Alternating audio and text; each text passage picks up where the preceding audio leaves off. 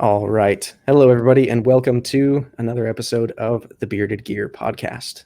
This is an exciting episode. I've been talking about this one for a couple of weeks now as I've been planning for this, but I'm joined today by my buddy Chris, who is also known as Renegade EDC, or now Renegade Provisions Co., also the Cyborg, if you're one of his close friends. And Chris is not just a jack of all trades, but kind of a master of more than a few. And he's a person who I admire in many ways. When I took a shower right before this, and I was trying to think of a list of all the things that I know that you do, Chris. He does beekeeping. He does hank making. He does leather crafting. He does knife designing now.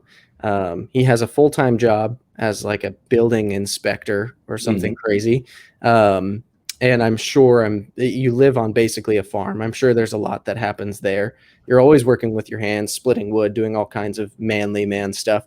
He is probably the busiest person that I know, but also one of the happiest from what I can perceive. And so I'm really excited to talk to him right now, specifically because I have his prototype knife here. We're going to talk a lot about. I have one of his brand new shop mats here that I just bought from him. I have a new collaboration hank here that we've worked on together. It has my logo on one of his hanks. I have some other of his hanks. I have his brand new cup I'll be drinking out of the whole time. So I'm surrounded by Renegade swag. But Chris, how are you tonight, buddy? I am doing absolutely fantastic. So real excited to do this. Been a big fan of the YouTube podcast segments and learning about all the makers. And I've been really excited to get to join in on that. I'm glad you're here, man. So of the list of things that I said, how many did I miss that are things you actually do in your day-to-day life? I think you hit. I think you hit most of them. Like you said, I'm an avid person when it comes to working with my hands. You know, the office that I'm sitting in now, the whiskey shelves that are behind me. You know, I've pretty much built my house from the ground up and done building, woodworking, pretty much anything that I can possibly get into. It's something that I want to learn. So I definitely couldn't go through the entire list because it's endless. It's too much. So it's too much. I think what's interesting is, like, I don't think of myself as a lazy person. No one wants to, I'm sure. But when I think of the things that I accomplish in a day, it's like we're in a group chat together. Shout out to the Grog because it's the greatest group chat ever. Some of my other group chats are going to be really salty that I said that. But it's the best. It seems like by the time I wake up, which frankly oftentimes is late because I stay up late editing a lot and I get a lot of my like quiet time work done late in the hours of the night. But sometimes I'll wake up like 10:30 here in California, and I'll wake up to a slew of messages from those who are awake earlier than me, and especially those who are awake earlier and in time zones behind mine. So you've been awake since the wee hours of the morning, and you're already 3 hours ahead of me. And it seems like most of the time, by the time I wake up, with just like the video clips of your day that you'll just send of things that are amusing, just the surface level, like things that you find funny in your workday, you've already done more than I typically feel like I've done in like 2 days. So for you, how does time management work in? Because it seems like you're also always adding in new projects. Is that like, how do you make it work? Time management's probably one of the most important parts of my week, because like you mentioned at the start, you know, I do the Renegade EDC with the social media. I do the Renegade Provisions now with the store and the knife design, and talking to different production companies now, trying to fill out the products that the store has, and on top of that, having my day job and other side hustles and other businesses and other, you know, kind of things that I get involved in. So, you know, you guys call me a cyborg all the time because it does seem like I probably get a fair amount of work done in a day for my day. And then I talk to other people about my day and they say, well, you did the same amount of work by noon that I did Monday through Friday. Right. And I've, like I said, time management's the most important part of that. And it's taken a lifetime to figure out, you know, how to be efficient with my time. How can I take task A that I'm doing and meld it with task B and C, what can I do at the same time as I'm doing task A without removing from the efficiency and the efficacy of that task. So, when I'm doing an inspection, I may be listening to an audiobook or a Skillshare or a master class or something like that to try to kind of self-develop or better myself in one way, shape, or form. But I also might be I might have my AirPods in and I might be scheduling my next 6 clients for the following week, or I might be talking to one of the production companies or the apparel companies that I'm trying to get partnered up with for the Provision Co. So it's really just about multitasking, being diligent with your time. If it's work time, it's work time. If it's play time, it's play time, and not kind of intermingling the two of those together. Getting distracted by something that you shouldn't be. I dig it. So it's a very like focused approach in the moment, Yes. doing what needs to be done. So as you were describing that, first of all, I admire it because I typically am a person who finds it difficult to focus. There are times when I get into a flow and I admire people who can do it easier. But I have a buddy who is probably like 2 years ago now, who I talk to a lot, one of my best friends. He's actually one of the friends I'll be staying with in Utah next month for my like birthday trip. And like 2 years ago, he got really into the book. I forget how many hours it is. It's called the Something Hour Work Week. I want to say it's like the 8-hour work week or something. Are you familiar with that book? There are a couple of books out there I think it could apply to. The premise, basically, from the way he described it to me, I didn't actually end up reading it, which he's going to be mad if he hears this, but I think it was basically like how to structure your resources over time to work for you to the extent that you can have more of like an overlooking type of role, overseeing of your resources, which are now working for you. And you can be involved to the extent that you're still steering the ship, but you don't have to be the one putting in the labor. It's kind of like the gist of what I got from him describing it. So when I hear the way that you operate, I think of that as kind of like flying in the face of that type of idea, because I can't imagine, even if you got Renegade Provisions Co. to the point where it was making multiple millions of dollars a year, I can't imagine Chris, in my mind's image, just taking an 8-hour work week and then vacationing the rest of I can't picture it. So do you think is that just the way you're wired? Do you think both ways are healthy, or do you think the other way of thinking is kind of skewed? I think that there are multiple kinds of businessmen, and I think that there are multiple avenues for being in business. So if you look at that book, The 8-Hour Work Week, and they're talking about residual income sources. So income sources that once you get them set up, they take little to no time investment. It's just kind of like a virtual ATM machine that's just spitting money out to you. I would say that there are a fair amount of the younger generation, that are looking for like multi-level marketing companies. They're looking for, they're wanting to be a stock trader. They're wanting to do drop shipping is a huge one, and that I dabbled in for a little while, where you find, website A that sells a product for $2 cheaper than the average price is on Amazon. And then you figure out if your sales, versus shipping can make you a profit. And then you just literally drop ship from Target to Amazon, and then Amazon sends it out to a client. There are a bunch of opportunities like that where someone that wants the rest and relaxation, the freedom, the ability to travel, that they can take that. And then I think that there are business people that are more like me, where I love to have my hands on every project. I love to be doing things. I love to be thinking. I love to be problem solving. And I really, out of everything, I love to be corresponding and connecting, which I think is one of the things that's kind of helped me start up the provision company, Renegade EDC, before it moved over, is really those connections, the personal touches in the packaging, and the remembering people that I've dealt with, and remembering people that have reached out to me. And that's really the type of business person that I am. And that was my upbringing in the entrepreneurial sphere, was that type of business. You're hands-on, You work from dark to dark. You work 7 days a week. You work holidays. You spend time with your family, but every other moment of your waking hour is work. It's respectful. It also makes more sense why you're into bees, because that's kind of the way that bees operate. That's the way the bees work. Yep. Yeah. Every waking hour, those ladies are in there making honey. That's right. All right. So there's going to be a ton of ground we need to cover. This might end up being kind of a marathon one between all the stuff that I'd like to talk about and all the tunnels we're going to end up going down. But let's start with the Gungner, because I have the prototype here.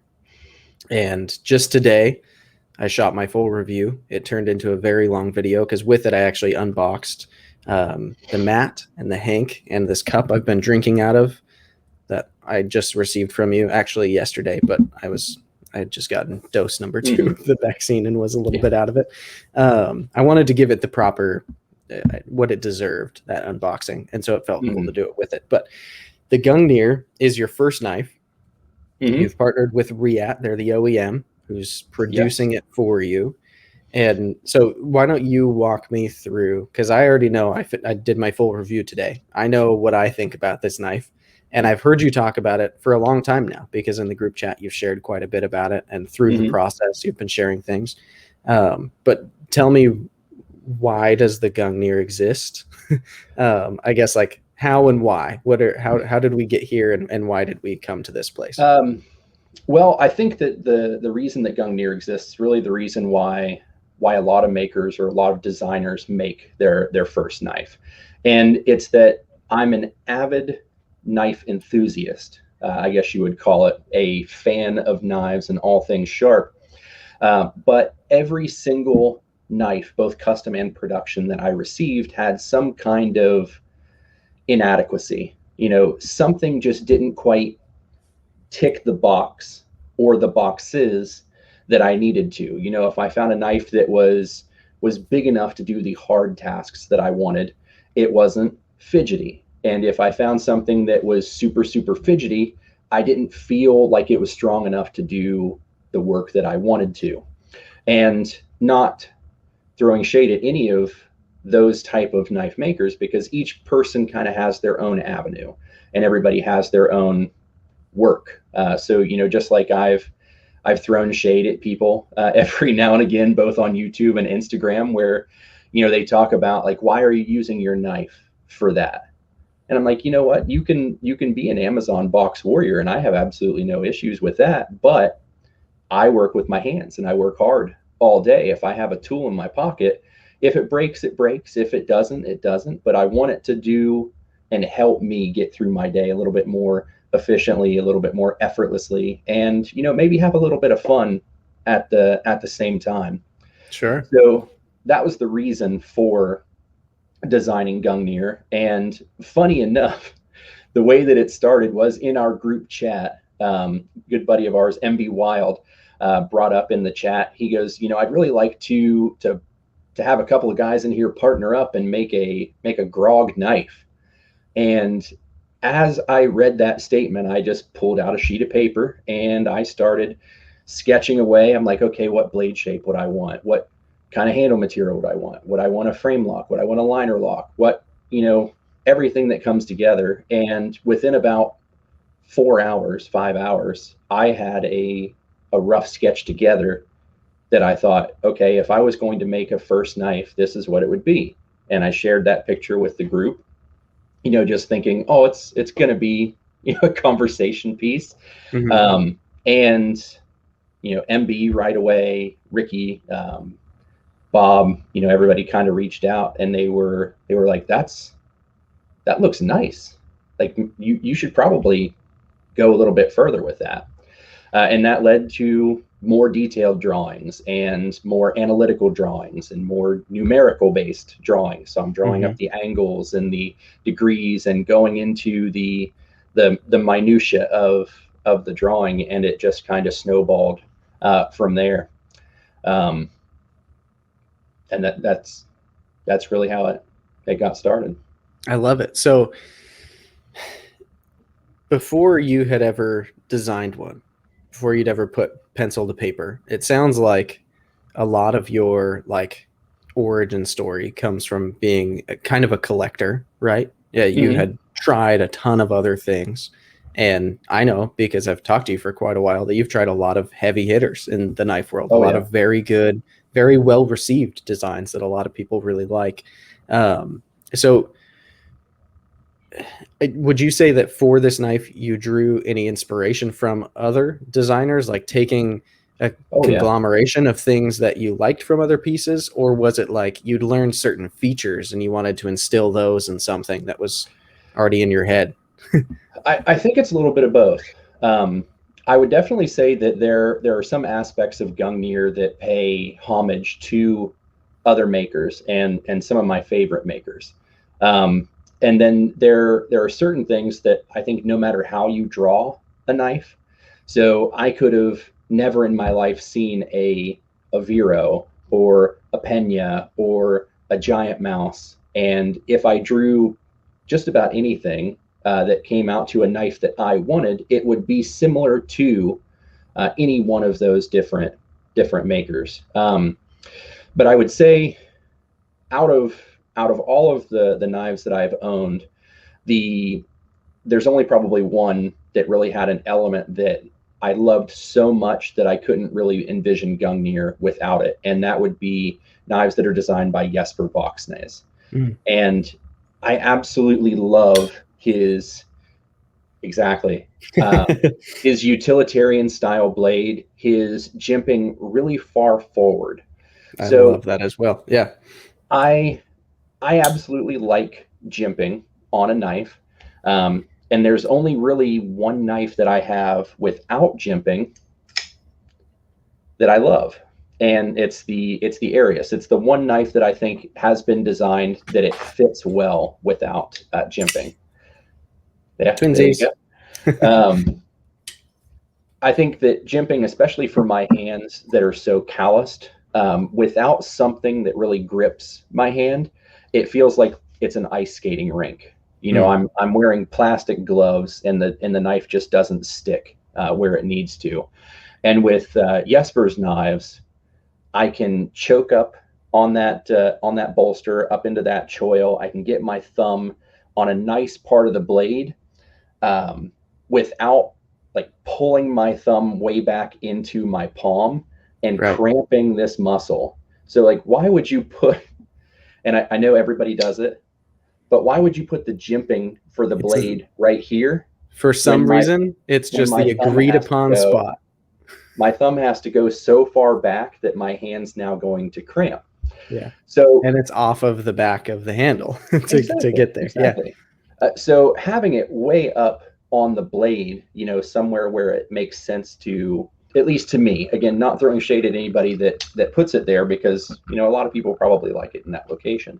But that was the one design element where I thought I want a blade that's a nice, you know, durable sheep's foot. I want some geometry that really makes a nice strong tip, a nice thin blade. And I want to be able to choke so far up on it that I could do fine whittling tasks if I wanted to. You know, I Mm-hmm. want that control over that hefty piece of steel. And I would say that, you know, Giant Mouse and Voxnays are the two biggest inspirations for that. And I think probably one of the only makers out there that are really working on that forward jimping and doing it very, very well where it's comfortable. Yep. Yeah, I am personally not a fan of jimping in general. I Like if know, I were to I know. paint in a broad stroke, I would say I'd rather have none than have it on everything, right? If it's like you can only have Yes. every knife as jimping or none do, I'll take none. But that's one of the things that I've always specifically remarked on with Giant Mouse is the fact that the jimping is up here to my brain actually makes sense. And I've tried to Mm-hmm. articulate that before myself, where it's like back here, I guess if you're in like a defensive saber grip and you want to get as much reach as you can and you're choked Mm-hmm. back on the handle, like especially if it's a larger handle and you've got regular size hands, maybe, sure. On this knife, I could choke all the way back here. So Yeah, on I that can knife. extend my reach quite a bit. But I can see maybe if you're trying to point the tip out as far as you can with like thrusting force. But if Yeah. for an EDC knife, that seems so far down the list of priorities to me. Whereas control over the blade, for detailed cuts seems way more important, at least for the way I use knives. And so the fact that it's placed up here, and also there's a certain amount of restraint that I think should come with jimping when it is used, where it doesn't need to be an inch deep and an inch apart. Like, it doesn't need to look like the top of a medieval castle, or sharpened like a sawtooth, where it's just like ripping the skin off your fingers every time you rub up against it. Yeah, correct. And so when it's finely spaced jimping, if it's a little sharp, it should be very close together. If it's not sharp, it can be spaced out a little more if it's kind of chamfered. But like, find the way to make it a blend between comfortable and usable, because I get it, some people have more calloused hands than I do, but I do a fair enough amount of things with my hands. I'm not using my hands ever, so it's not like I have like lotiony baby hands. But I just also, my thing is, I always say I prefer knives with ergos that don't need jimping to make them not fall out of my hand. I'd rather have ergos that fit a hand well enough that the knife is locked in, because if you incorporate grooves and chamfers and features into a handle in the right way, it can fit a hand, right? Yes. But if you make it just super neutral and you use just titanium for the material, nothing with grip, then like, of course you have to add something to artificially hold the hand on it. I just prefer the other way. I'd rather have a knife like the Arius, where these ergos, I would not benefit. I wouldn't benefit one iota from any jimping anywhere on this knife. It is locked in because of the way the handle swells, the way that it rests in my palm. Like, it all comes together. So I dig that. I like that even though you're a fan of jimping, you didn't slather it like mayonnaise all over your otherwise great design. Yeah, and I think you know, with the way that the blade is shaped on Gungner, even if it didn't have the jimping, I would still feel like I had adequate control over the knife. You know, I did try to contour the shape of the scale, the handle, so that it, you know, just in your root grip, that it fit very well in the hand. I don't even touch the jimping unless I'm choked up, because it's so far forward, and it's great. I'm not slipping off of this knife. It's only going to be used in that delicate kind of position. You know, if you're doing some fine whittling, you're making a feather stick. So that was one of the things that I really thought about with my knife is, you know, how do you appeal to as many crowds as possible without taking away from any of those crowds? So how would I want to instill a bushcrafter to carry my knife while still instilling someone that, you know, maybe just wants a piece of pocket jewelry? You know, I want both edges of the spectrum. I want a fun knife that sounds good and looks good and feels good and plays good. But I also want a knife that if you want to take it out in the woods and baton with it, you know, you can do that. And that's a rough kind of fence to walk on, because any little bit too much in either direction and you've ruined it for one group of people. Right. And there's always going to be that one person that's like, well, I like knives that are 2.5 inches long, so I'd never buy one that's, you know, got a 4 1/4 inch blade. Right. But you know, it does fit the hefty majority of people. And you know, if you don't want to choke up on the blade, you don't have to. It's comfortable that way. If you do, you can. It's comfortable that way. Yeah, I like that. So the way you just articulated that is interesting to me, because I oftentimes say I don't like it when designers try to make a knife do too many things. Like when the marketing statement for a knife reads something like, "This tactical folder is just at home in the desert of Iraq as it is in your office." Like, stop it. It shouldn't work in both if it's good at either, is kind of the way I typically look at it. But I do think there can be some shared space of cutting tools that are really, really good in not all, but a couple of arenas, right? Like a really good, we had a conversation, maybe we can get in these weeds in a minute, but in the grog one time we talked about what a tactical knife is, and that was a really, really interesting path to go down. But for me, oftentimes still, when I hear tactical knife, whether this is what the term actually means or not, I think fighting knife. And like a self-defense or like a tactical fighting knife, like something for somebody in body armor to be carrying to harm other human bodies, it does not typically share the same properties as a bushcrafting knife or an EDC knife or an Oh, for art sure. knife, or like they cancel each other out in terms of what their focus is. But I like that your approach of like, this knife should be capable of bushcrafting and doing some legitimate cutting tasks, but should also be fun for the people who are less focused on use. What I hear is you've taken a bushcrafting knife and you've made it pretty enough and fidgety enough, which are things a bushcrafting knife can still be, Mm-hmm. without trying to make it an EDC knife that has some bushcrafty vibes, which would be the Yes. opposite of, I don't know, it's like this interesting way of slicing the cake, but I like the way that you've worded it and put it together, because it doesn't like break my rule, but it's like circumventing It's a it. stretch of it. Yeah, I like it. Yeah. So as you have gone through the process of taking Gungner from drawings to working with the OEM to make it 3D and all of that stuff, and then ultimately having prototypes made, what has been like the biggest, I don't know, has there been like a biggest lesson you've learned so far, or anything that's been the most interesting to figure out? Because a lot of people these days, myself included, are doing this kind of thing, are starting these micro brands. Nick Shabazz just did a video recently on the advent of all these brand new tiny little knife designers who are using these OEMs and what the effects could possibly be. But it's a thing that's happening. There's more and more people doing it, and there aren't that many hurdles compared to what there used to be. So I imagine a lot of people are curious, like, what has the process been like for you as you've taken it to where you are now? I think the process, as it is with anything, the better product that you have made and the easier that you can express that visually and audibly to somebody, the easier that your process is going to be. And I think in my case, and I don't want this to sound too much like I'm bragging or that I have like a haughty attitude about myself. But I drew the knife that I wanted the most, and I think that it just so happened to be a knife that a lot of other people were looking for in the same way. So, I didn't want to pick any other OEM other than Riot. I've had WE knives, I've had a number of Best Tech knives, and I've been unhappy with both of them. Looking for an American maker is near impossible on the OEM side of things, and I know that you've talked about that in multiple podcasts, where it's like, I love the American made aspect of it, and I would be more than happy to go a more expensive route to do something like that. But at this point in time, there's not anybody in the States that kind of has that capacity.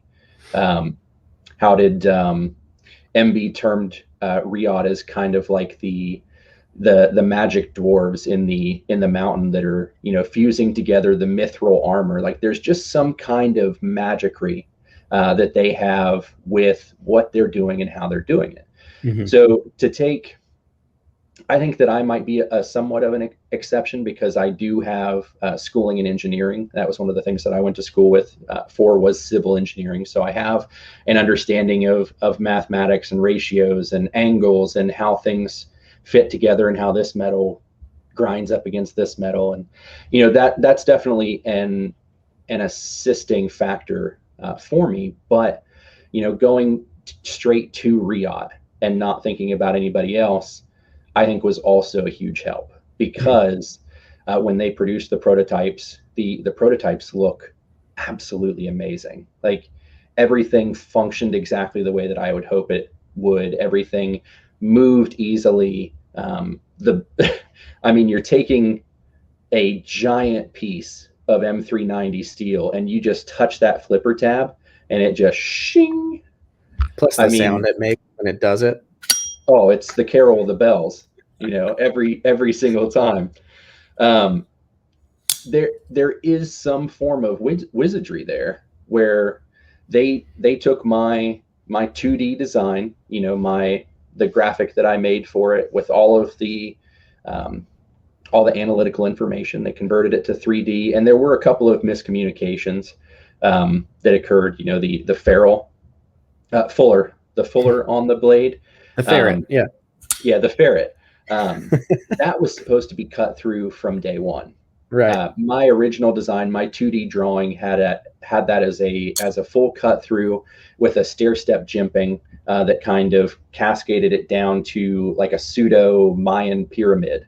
So that square look up to the top, for texture. And somehow that got miscommunicated, and I didn't catch that on the 3D drawings that they sent in. I think What's that's amazing probably is that it's still middle finger deploys even without yes, that. yes. Out of everything that you would expect to find, I think that's probably the biggest thing that I've learned is, I looked at the 3D drawing when it came in, and I was just so overwhelmed with excitement about, the progress that it had made up to that point. Once you're getting your drawings back, you've already made your deposit, you've already bought your prototypes, you've already paid for them to convert the drawing for you. So you've made an investment, but you don't have anything in your hand yet. And it's like, okay, a month goes by, a second month goes by, you're approaching that third month going by, and you're like, okay, what's going on here? That's where I am right now. Right now. Yep. And I was there too. That, but I really wish now that I would have curbed my excitement just a little bit to more meticulously go over, like to turn that three-dimensional drawing over and over and over and over again, and just kind of look at everything and measure everything, because I could have avoided that. I could have had, instead of having a prototype that needed a couple alterations, I could have had basically a production prototype that was ready to go. And I could have just been emailing them like, this is the date of my pre-order.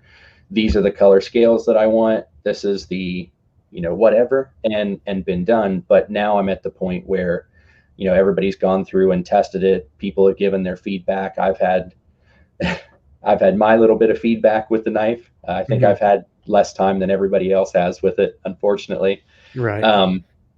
But that would probably be the biggest thing that I've learned, is just to curb that excitement Take your time. Take my time, because that's a mistake that could have saved me a lot of time and effort. Could have gave me a closer production sample than just a prototype. Yeah, one of the things that my partner Ryan and I have a wife, not that kind of partner, but Ryan, who I've partnered with on Left Concepts, one of the things that, like, each time we have our regularly scheduled at this point little video calls where we'll chat about everything going on and progress, and one of the things we always try to remind each other is, like, look, there's no rush. This is our first one. You only get one chance at a first impression, right? And so as soon as our first knife comes out, then there's no going back. So let's make sure that, like, each step of the way, we're not just we're not just going to sign a contract. We're not just going to submit a design. We're not just going to okay a revision. We're going to, like, talk about it. If it takes an extra day to get this step done, then we need to make sure that we're okay with it happening, because it's so frustrating to take that time, because of course both of us already want all of our knives to be delivered to everybody, and we don't even have prototypes yet. Like, the excitement is through the roof, but yeah, that's a tough one to apply, the, like, step by step of it. Yeah, that's for sure. It's I'm not an incredibly excitable person, but the knife design has been an incredibly exciting and overly exciting experience. So that's this first timer. I think that they've agreed to make my changes. There's not any issues with it. So the production models will go out with a full cutout fuller that's just a little bit enlarged, and there are a couple other design changes that are going through, but it's going to ship out and be even better than the sample is. And I thought the samples were pretty darn good. It could be a little worse than the sample is, and I'd pay what you're asking for it, to be fair.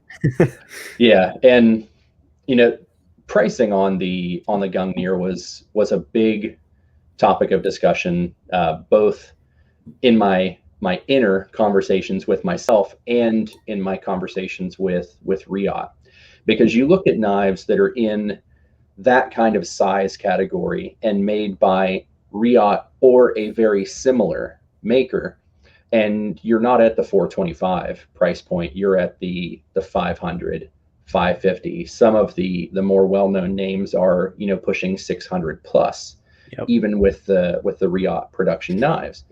And you know, the only difference there, I wanted to keep my price as low as possible. You know, I've always been the type of person where I want to overproduce something and kind of sell it at a cheaper price. So I want people to get one of those things where they feel that they got a fantastic deal and that they got more than what they paid for. That's always been something that I've strived for, both in my inspection company and with my handkerchiefs and with my beard balms and everything else. Like, I try to offer it as cheap as I possibly can. And could I maybe make, you know, 8-10% profit more on it? Yeah, I probably could, but it would also end up in less people's hands. I'd have less forged connections from that. But I wrestled with the price for a long time, because of course, you know, companies want you to sell it at a certain price because, you know, that's what they do for a living, is they make knives, and they have to be, you know, good quality. They have to have that value there to them. But then again, you also have to make a little bit of a profit so that it's actually worthwhile to spend the countless hours that it, and I mean countless hours that it takes to and bring you it do have up. to invest monetarily to get it to become a real thing too. Like, oh yeah, even if That's you're doing a substantial. pre-order, there's money that comes before that and a lot of Yes. time. Yeah. Yeah. And the other thing I didn't realize is how expensive it is to put your knife in a box and send it to somebody. So, you know, we all think about when we buy a knife, you know, I bought this knife for $300, and this knife is worth $300, but we don't think about the $15 case, the 60-cent certificate of origination card that comes with it, the 60-cent 50-cent microfiber stickers.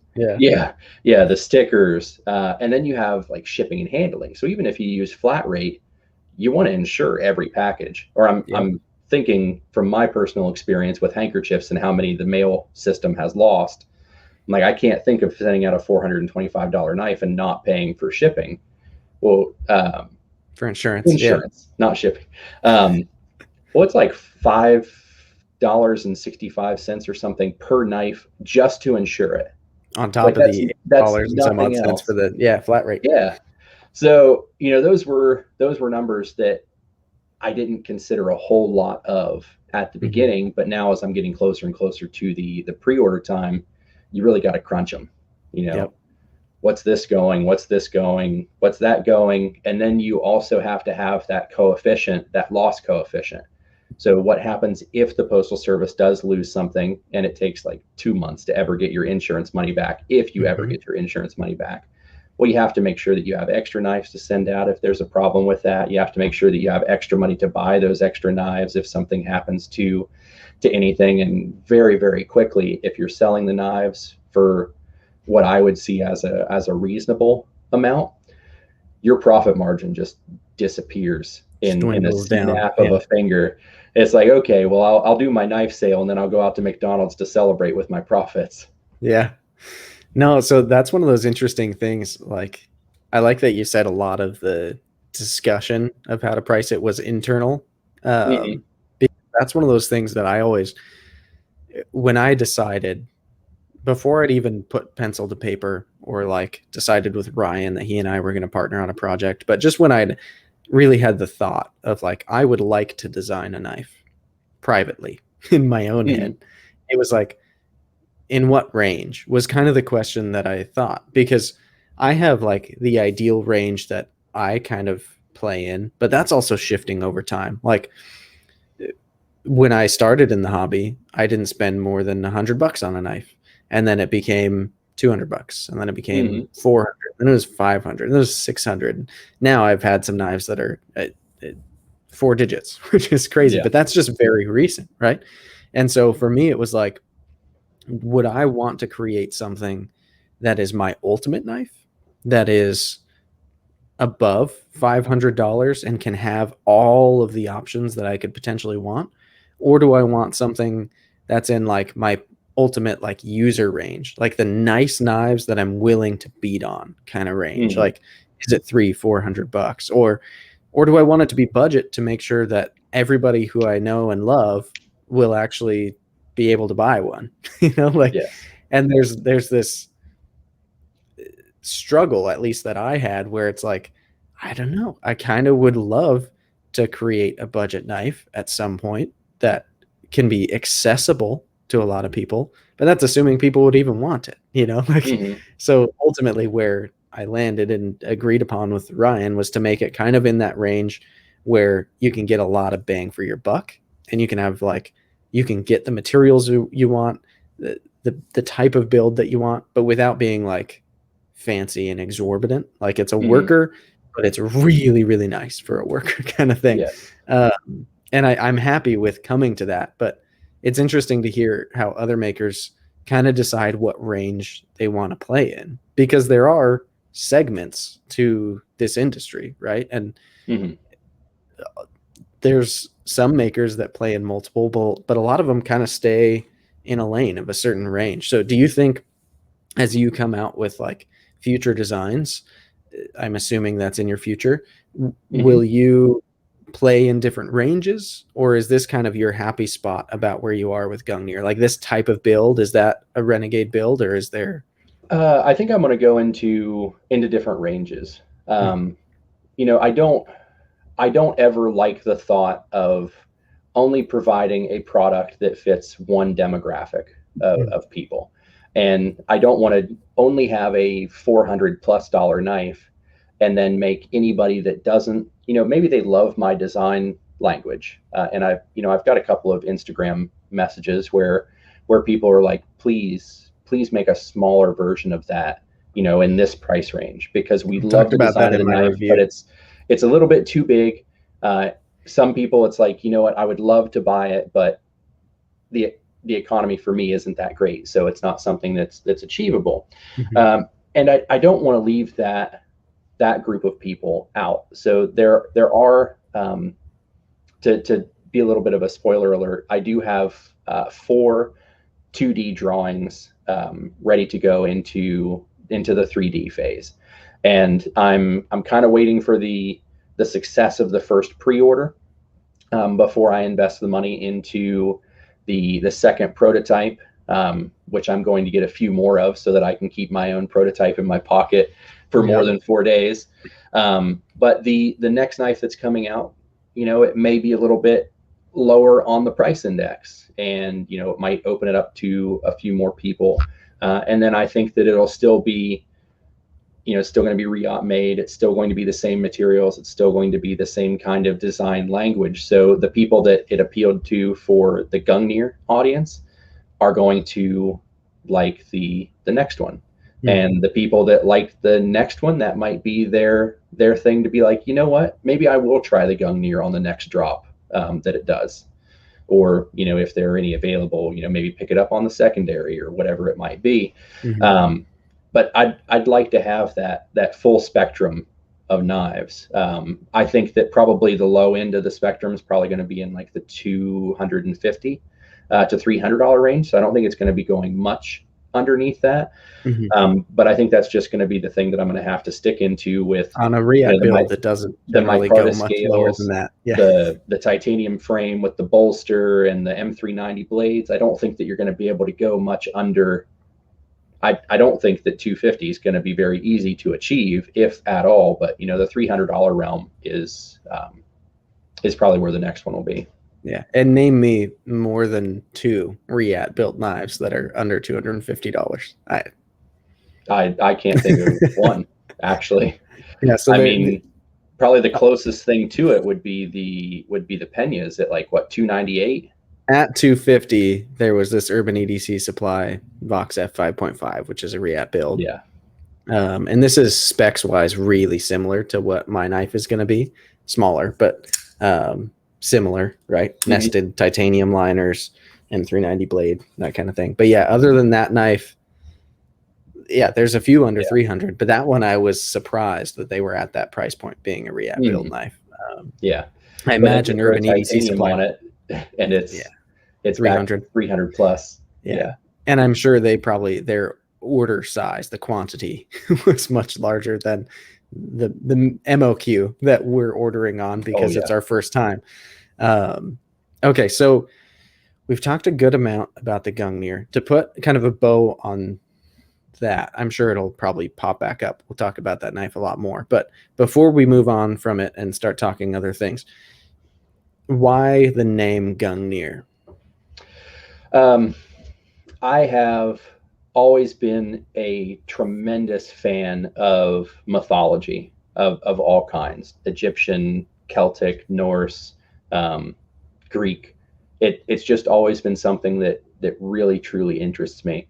And I think that the language of Gungnir, when I first drew it out, one of the first images that popped into my head was Odin riding his 8-legged steed with his spear in hand. And yes, sitting right next to me on my bookshelf is probably like 8 or 9 books on Norse mythology, and this book was sitting right beside me at the time of drawing that, and it could have played some into the naming, but that was the image that I got when the pencil hit the paper. And then as I continued to think out the brand and talk about the brand, especially in the grog group, a couple of guys had mentioned, like that's super fitting. The name is super fitting for the knife, and that really lends itself to you making all kinds of things in the future. If you make more knives, Norse mythology has an immense amount of weapons. It has an immense amount of characters, gods and demigods and realms. Yeah. There's such a perplexity there. If you're looking for proper nouns in that world, there's a lot of them to draw from. Yep. Yeah. And then, going from Gungnir into the other designs, the names just kind of come pretty effortlessly because of that realm. So one, it's a huge interest to me. I've got Celtic, Norse components in my Provision Co. Imagery. It's always just been something that's incredibly interesting. Skull. Yeah, exactly. And while you're drinking out of my cup, I'm going to drink something that comes from your realm. Today, I picked up a growler of mate with juice and carbs in it. I've done this thing where I've gotten past 10 pounds that I've shed. And now that I passed that faster than I intended to, I have 10 more to lose. But I'm going to give myself the remaining like 3 weeks to do it. And so I'm going to add my morning mate carbs back in and possibly I might step it up to, instead of under 100 grams of carbs today, and each day, and then I'm going to add strength training. So long story short, I got a real mate today after a couple weeks of just drinking the plain tap unsweetened, which is still good, but man, I missed my good mate. That I got the passion fruit one in a cup today as I was there. So good. All right, so we've, I think, kind of put a bow on Gungnir for now, but there's a lot more that you do. So let's talk hanks for a second, because when I met you, I feel like hanks were really like your thing. That was the only thing. The product that you were doing, right? So the first hank I got from you is actually in my fanny pack. That's where it lives. But I have the Mandalorian hank, which every time I share a picture of or show in a video or anything, people always ask me where they can get one. And then I got this one, which is like a tweed type of material, polyester. I don't know. What do you call this? It's wool. It's like old man smoking jacket material.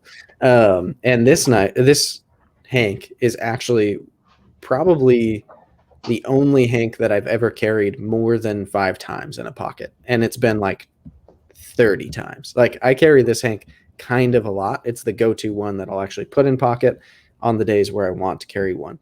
And then our mutual friend, MB Wild, sent me this one with the Gungnir when he sent it to me, which is super, super nice of him. So this is his artwork. And then today I unboxed on my Gungner full review, the collaboration, Hank, between you and I. Yeah. So this one is my logo. This is a pre-production one, so it's sized a little bit bigger than the logo is sized a little bit bigger than it will be ultimately. So on the final ones, the logo will sit within the stitching. Oh yeah. But yeah, so this is my logo, which we're collaborating on. So take me from the beginning of Hank's. How did that start, and why, and how did we get here? It's literally the exact same story as the knife. I've got an EDC drawer of probably like 70 or 80 handkerchiefs, because I've carried a handkerchief in my pocket since probably like 11 or 12 years old. My grandfather always carried those old like paisley. You buy them in a pack of like 10 for $10 or something. So I've always had issues with allergies, and then working in the construction and heavy equipment trades, that you have allergies like that. You're just sneezing and snotting all over the place all year round.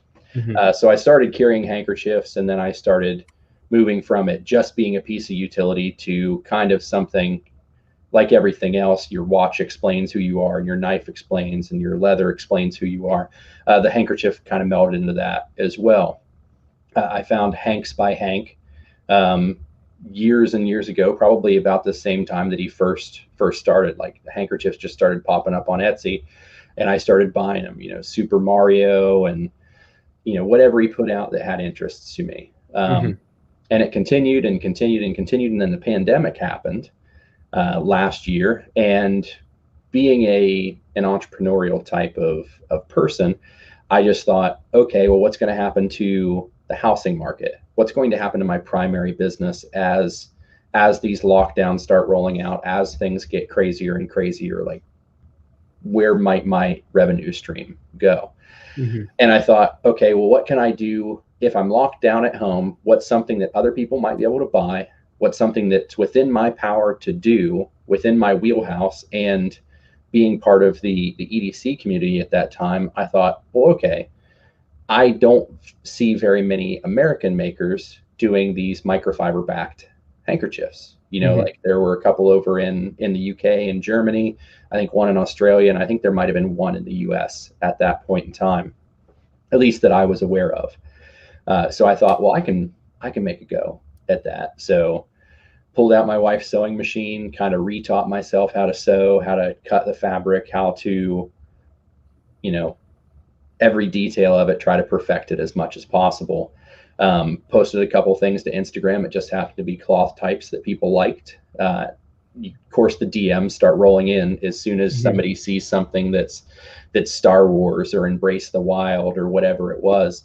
And it just steamrolled from there. I went from making a batch of 12 Hanks and taking a couple of weeks to sell those, to a couple of weeks later making batches of like 30 and 40 handkerchiefs and selling those out in a week, to then doing the custom printing and making 40 handkerchiefs, posting them on Sundays and selling out within 5 to 7 minutes. And it just continued to grow and grow and grow and grow until it was getting to a point where I thought, I can't keep up anymore. Yeah. And I haven't kept up for a few months. So that'll be changing here pretty soon. But all I've been able to keep up with is my kind of like corporate accounts that want their branded stuff.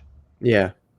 So the microfiber backing is something that it's still not everywhere. Other people are definitely doing it, but you have a couple of features that for me are unique. The leather tags and the way they're done are really nice with your logo and branding on them. I love that. Sorry, am I even in frame? Your packaging is another thing we need to talk about, though. So the first Hank I got from you had like the leather wax seal on it. It was wrapped nicely in paper, I think. I did an unboxing of it. And each one has been like a little bit different, but still incredibly nice, and incorporates a lot of the same things. Like they'll have like twine wrapped around them with a wax seal or something, or they'll be in a cool baggie. And there's always seemingly this wax seal, which I really, really like. but you also every time have put in a handwritten note, which there's a few small makers who do that kind of thing, but it's always been like not just thanks for your support and then your signature. It's like something that ties me to the note, like Mhm. so that I know it's from you to me, and it's not just you took a random note that you had signed and put it in. Like Yeah. there's these little Yeah. things that add up. And then on top of all that, the artwork that you source or use, you're like purchasing that artwork, correct? Mhm. Yep. So what's the difference between that process and then just using like are most people just using like public use images, or how does that? I think that there's a mix of. I think there's a mix of both. So there aren't a ton of people doing the custom imagery, period. I think a predominance of the people that are making handkerchiefs, like Hanks by Hank and a few others, they're going to places like Joanne Fabric. And Mhm. that's how I started out. I started out going to Joanne Fabrics You and find a cool print, you make a find a bunch out cool of it. print, and I buy 10 yards of it, and I bring it home, I put it on the cutter, and I make handkerchiefs. I'd say that that's the majority Can I say of people. real fast before you go Hmm. any further? And I want you to remember where you are, but my wife and my sister-in-law do this thing where they call Joanne Fabric Joanne's. They say we're going to go to Joanne's. And Joanne's. I lived in Michigan for a little bit where everyone puts an S on the end of everything. Like use guys going down to Myers, that's Yeah. not none of those have S's. Guys does, I guess. But so me and my brother always make fun of them because we're like, Joanne's isn't a place. That's not a real thing. That's not a Yeah. store that exists. Do you want to go to Joanne Fabrics? Yeah. Like, Joanne but it's Fabrics. like a running. So I Yeah. really appreciate that you said Joanne. Yeah. You didn't say I go to Joanne's because it Yeah. validates that I'm I, correct and I my wife speak is with wrong. proper grammar a hefty amount of the time. Not I all of it, love but it. a hefty. Good. Yeah. Okay. Carry on. Sorry. But yeah, that's how I started out, was the Joanne Fabric. Just the standard licensed prints, making them, just trying to choose things that people liked. And the turning point for me with that type of handkerchief was really Christmas of last year. So I think it was start of November last year. I remember posting 126 different fabrics available. And this was probably one of the dumbest things that I have ever done in my Renegade provisions or Renegade EDC to date. This is the dumbest thing that I've done. So again, not thinking that people are going to go gangbusters on this and just buy up everything. I thought, okay, I have all this fabric. I'm going to do a buy four, get 10% off or 20% off, something like that deal. And that way, I'll say that everything will be shipped out by Christmas, and, maybe I'll make a couple of hundred handkerchiefs this month. Out of those 126 patterns, each pattern I had the fabric to make 24 handkerchiefs. Mhm. So I posted all of that on my Etsy. So each pattern had 24, which I won't do the math, but that's a That's a lot. buttload of handkerchiefs. And I had a number of patterns sell out, and a hefty amount of them get pretty close to sold out. And I still had a certain amount of time to make them, to get them out by Christmas. And Yep. I lost count at how many all nighters that I did. And I think that right going up, I think the 16th or the 17th of December was the cutoff for 2 day shipping for it to make it there by Mhm. Christmas. And then, of course, we had all the COVID issues that were slowing down shipping and all of that. But there was a time right there in the home stretch where it was like, I thought, okay, I've got 2 days of handkerchief making left to go. I'm going to pull two all nighters, one back to back, and do my day job. So no naps, no rest, Plus, relaxation your of day any. job was not slow at the time. No, I braced for the worst, and thankfully the best happened. My day job it went up in business last year during the pandemics. Like everybody wanted to buy a house while they were out of work, which is Right. The market that I live doesn't in make sense. on like the most recent Zillow report is up 10% over last year. Full Yes. 10%. It's Yes. insane. So, I had my wife helping me. We had a few shipping issues, from lack of sleep and just like Bob knows all too brain well. brain going. Yeah, Bob knows all too Good well. old bib. And out of everything, I worked extremely hard. I got all of the handkerchiefs out, I think, except for Bob's, and almost all of them arrived by Christmas, except for the ones I had a number of people buy from the UK and Germany. I had a guy wanted Christmas gifts from Australia. I think he ordered like 8 handkerchiefs to go to Australia, Sweden, all over the place. Those ones they didn't have a chance to make it by Christmas, but everybody in the States made it. The few shipping issues that I had one where I messed up the shipping, paid for overnight, and somehow it still arrived on December 23rd. So still got there by Christmas. So everybody was happy, even though I messed up a few things. It cost me quite a bit of my profit to make things right. And I learned a valuable lesson, So ever since then, and one of the reasons why the shop looks so sparse right now is I don't post anything on my shop that isn't already made. So, I got rid of the custom stitching, both color and type of stitching. Whatever I stitch on that pattern, that's it.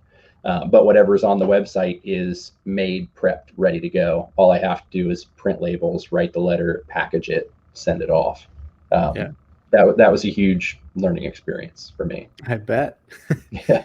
So I imagine, knowing you, there's probably also not any way like that you would want hank making to become your primary thing that you do, right? Do you ever see it getting bigger than where it's at right now?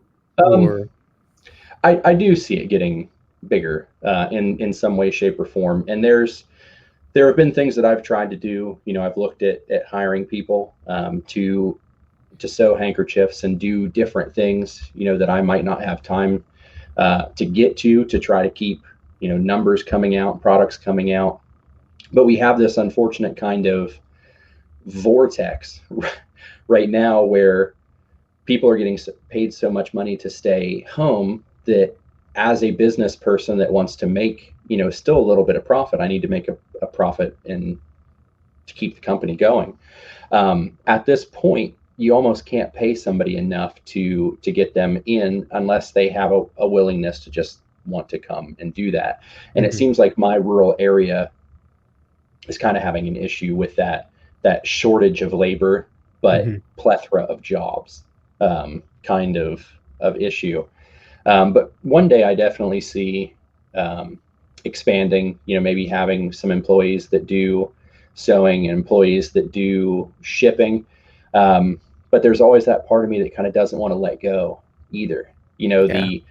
Like I mentioned before, the connection is one of the biggest reasons why I do the things in business that I do.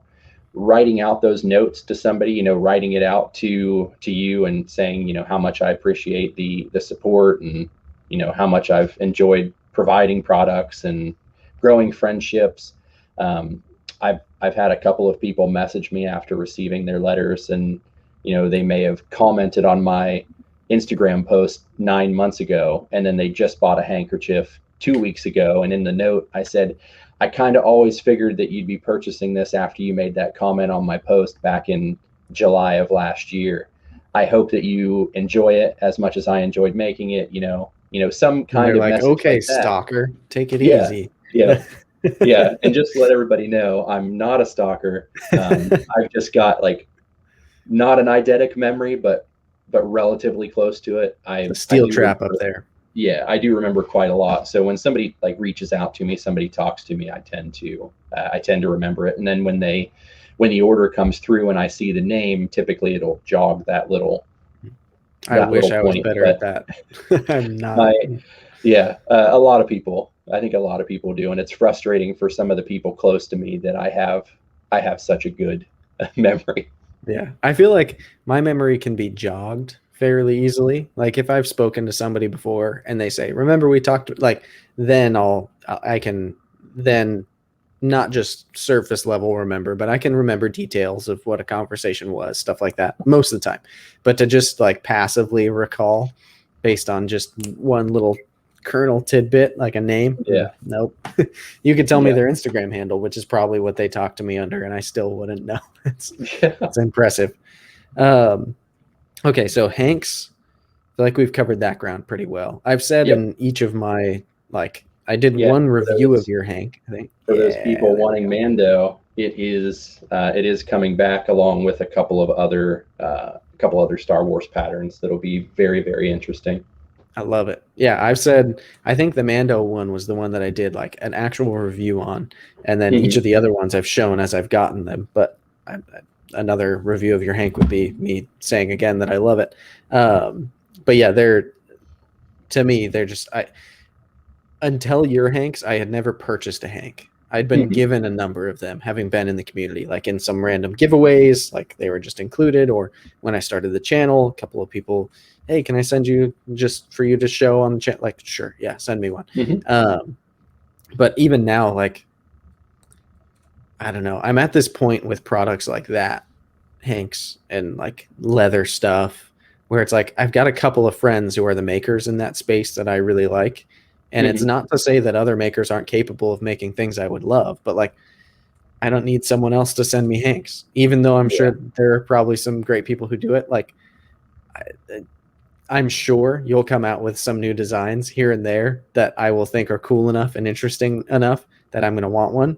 I'm going to carry the one with my logo on it a lot, even though that might make me seem like a pretentious douche to carry my own logo around. Yeah. I don't think Um, so. I but don't think. like, I don't have like, I'm just not that much of a Hank guy to begin with. And so much of my focus is on knives. And Mhm. if I focus on other things, it's usually just for a little bit until I find something really good. Knives is the one thing that I like keep digging at.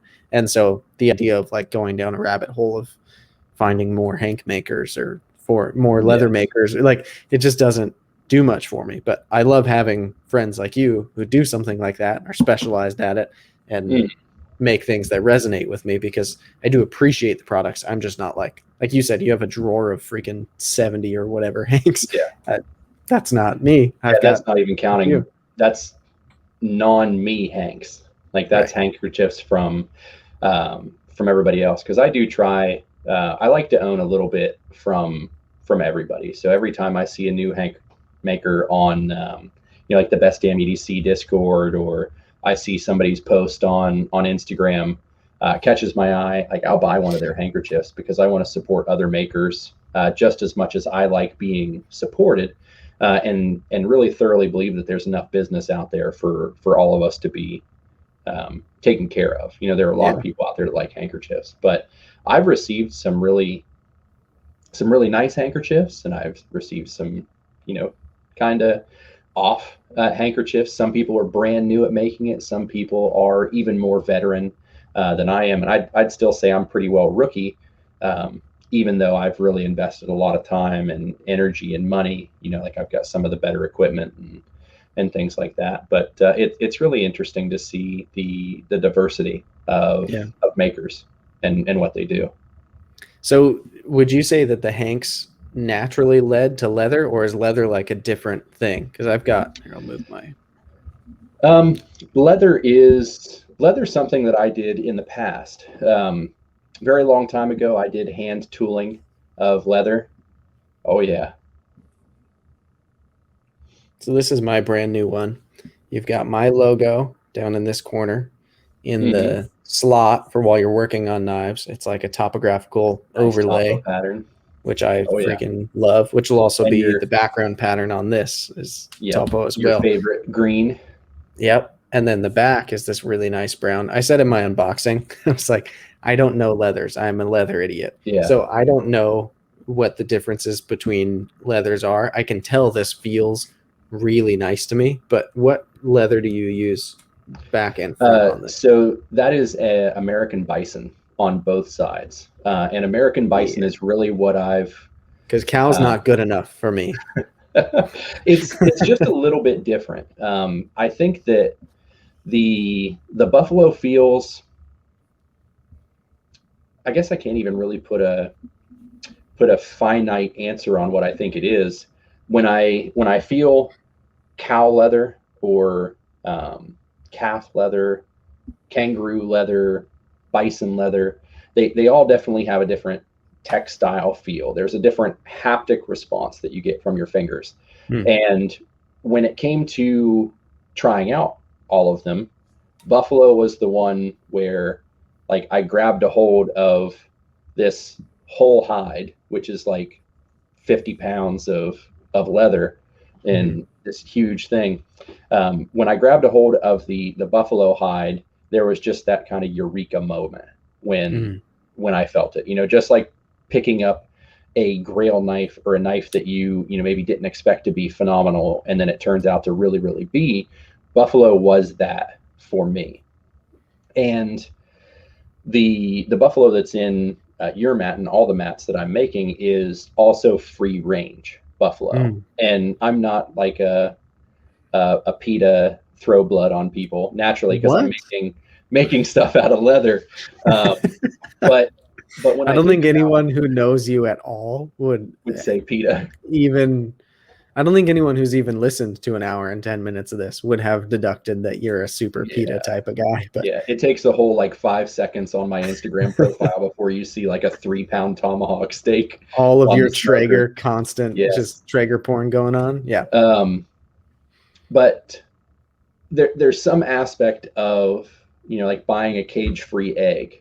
you know It I tastes think the different. same thing when I come to leather, and I think a free range buffalo, it has it has character, it has complexity, where a lot of somebody that's making, if they made a service mat out of Horween leather, that leather is absolutely perfect. Mm. There isn't an imperfection on it. There's not a scar, there's not a scrape, there's not a sore, there's not a brand, there is nothing. It's just a piece of absolutely perfect leather. When it comes to the bison, and you can really see it on the back of yours, the green doesn't show it so much, but on the back, you can see all of these dark colorations. You can see the scrapes, you can see the scars, you can see where maybe that buffalo got bitten by a horsefly, and you can see the mark that came up.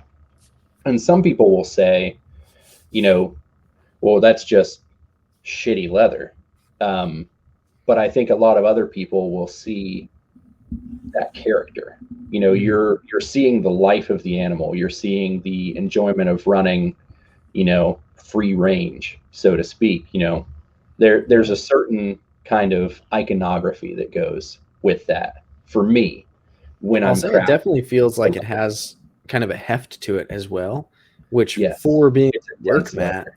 makes a ton of sense because I'd imagine if you were making like fine little wallets, like especially like a thin front pocket wallet or Hmm. something like that, the thickness might take away from some of Yeah. the thin profile. But for something like a work mat, the goal is for it to be incredibly robust, right? And this thing Hmm. is rigid. Like Yeah. there's no plastic inside of here to keep it from folding. This is Hmm. just thick, dense leather. And I think for the purpose of what it is, I mean, I already have, I've told you, I've got the B. Weiss one that I really Hmm. like. I don't know what leather he uses either, but I enjoy that mat. It's great. It's served me well. I've used it in a ton of disassemblies on the channel. Um, but they do feel different from one another. And Hmm. especially the green leather on top has like, I don't know if it's because it's the different side of the leather, but it has like this.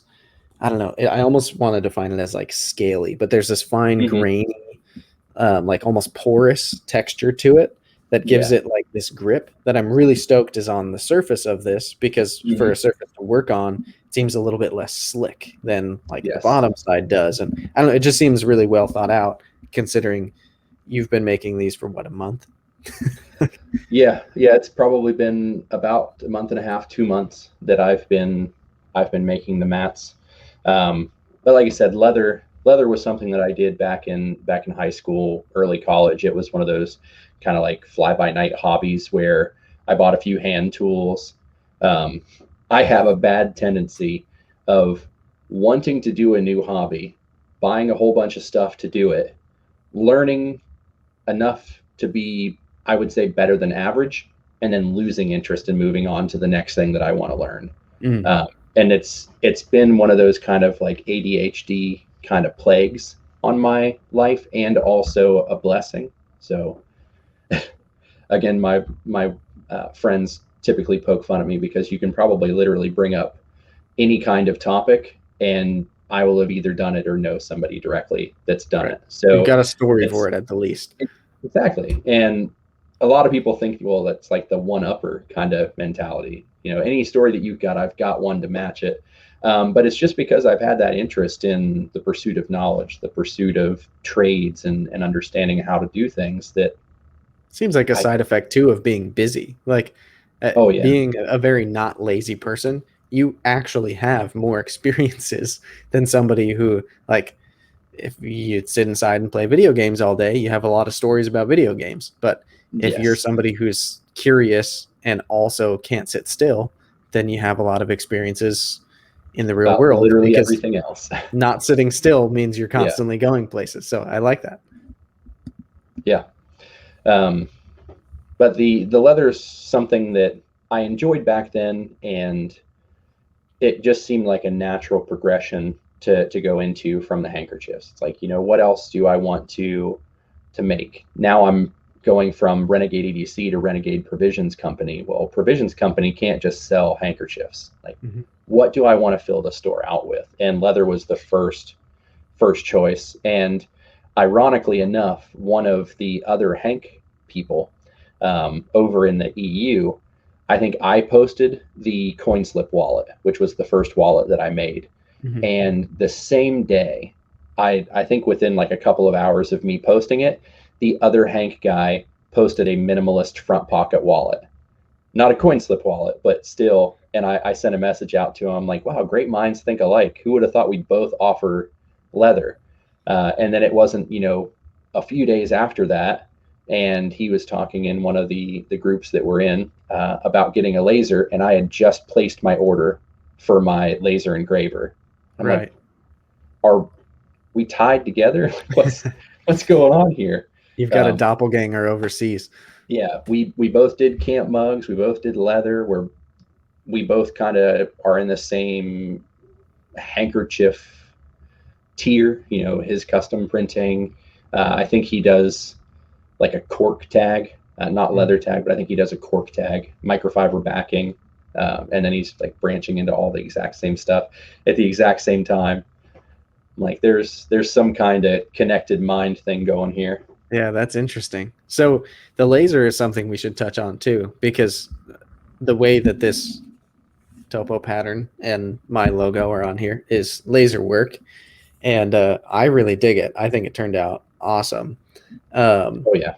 But I looked at lasers once upon a time just because I was curious, right? Like, oh, it would be fun to be able to put like my own knife into, not that I would do it to my own Arius without a lot of practice, but like put a titanium knife into my laser and laser topo pattern or whatever it is onto the scale. Like, that would be cool. And I looked at it, and they're not cheap for Very any, expensive. especially if you want to do metal. Metal.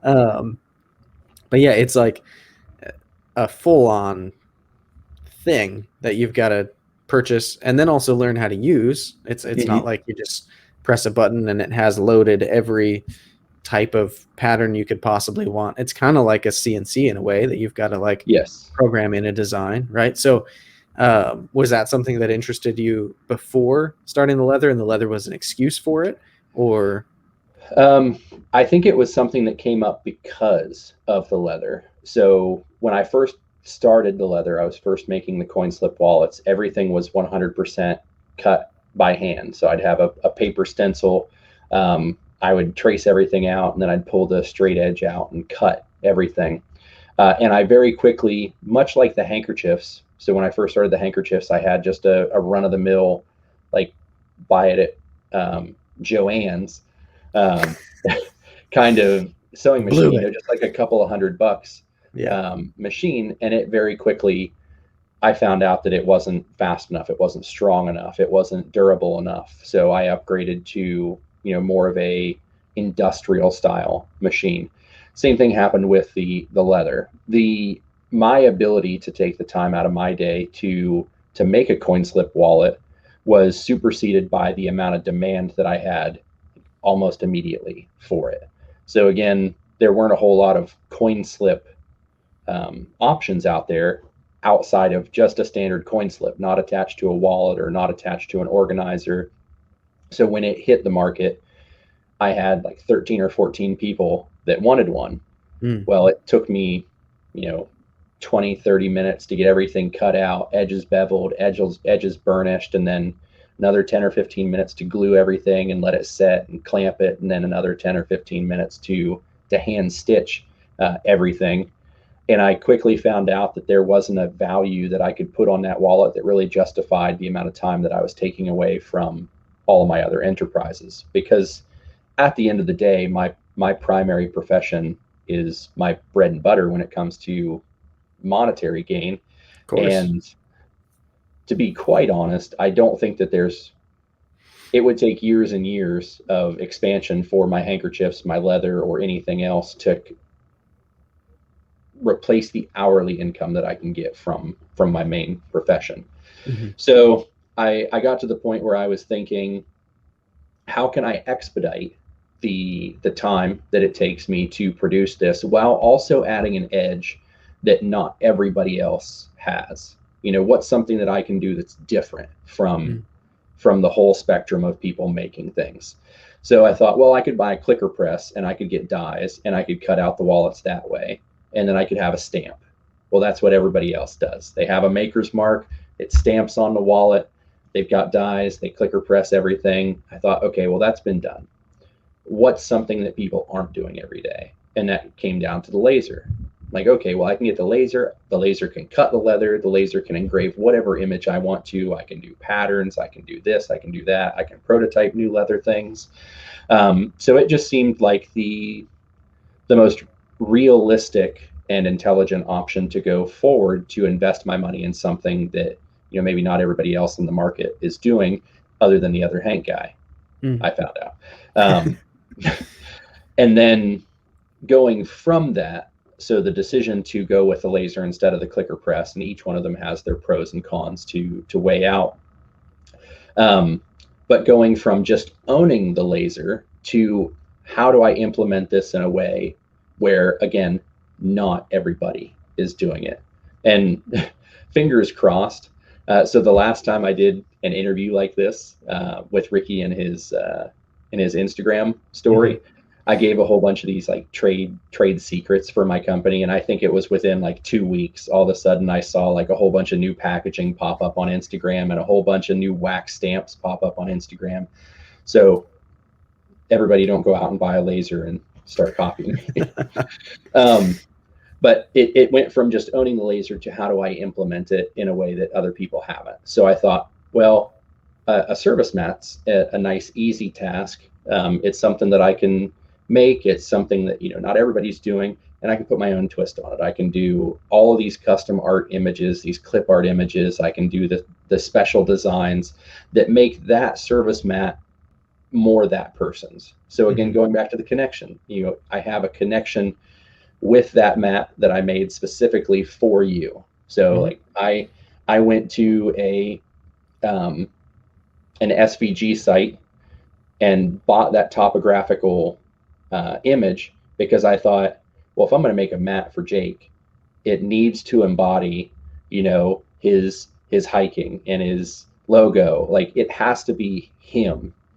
So that's right into that same connection realm. It's like, I'm not just making a mat. I'm making something that a person's going to own that's going to help to fulfill the image that they have of themselves and help to express the image they have of themselves to others in a nonverbal way.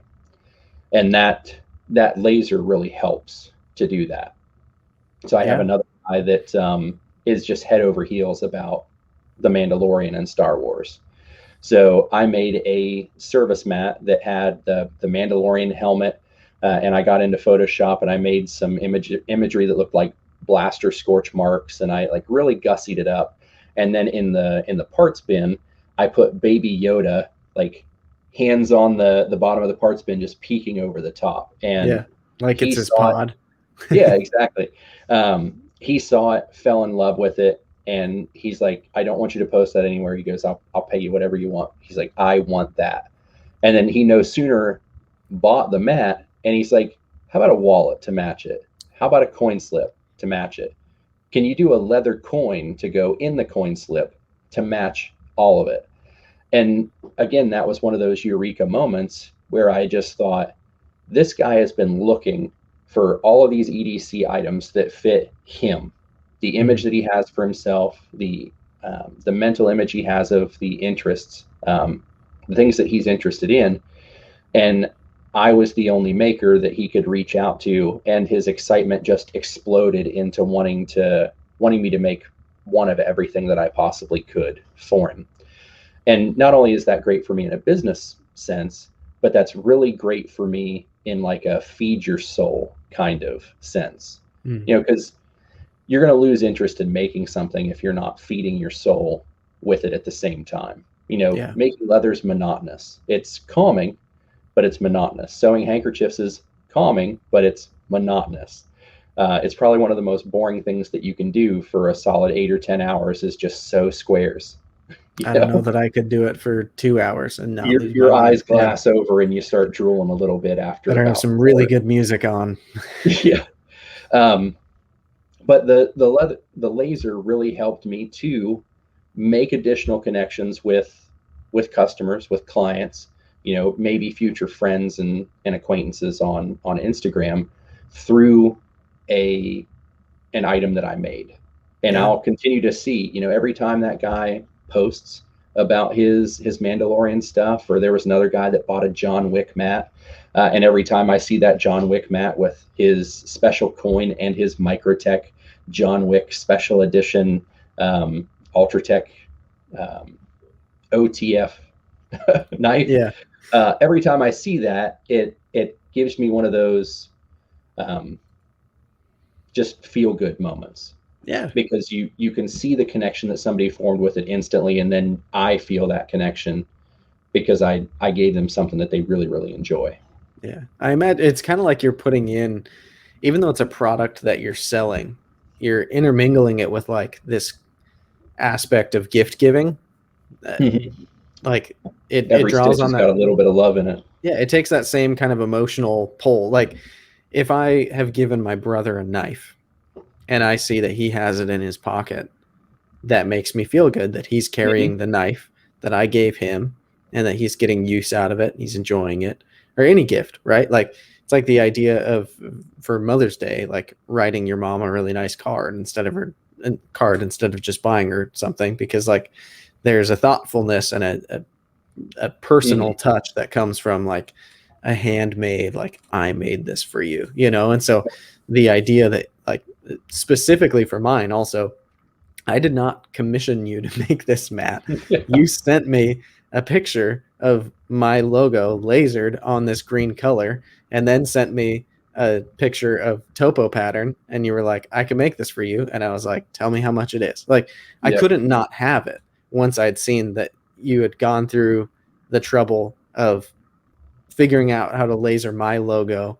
And it's not like you coerced me into buying it in some weird way. Like I'm sure you wouldn't have been offended if I was like, that's really cool, but I don't need another mat. Like you wouldn't have hated me for it. But it was like it all of a sudden, even though I didn't need another one of these things, I needed to have it. It was like, oh, that's really cool that it could be. I'd seen really cool ones you'd been doing, but to see it as something that was like so tied to me, it was like, oh, that would be so different from the mat I already have that I can absolutely justify that and have both and not feel at all bad about the expense of it.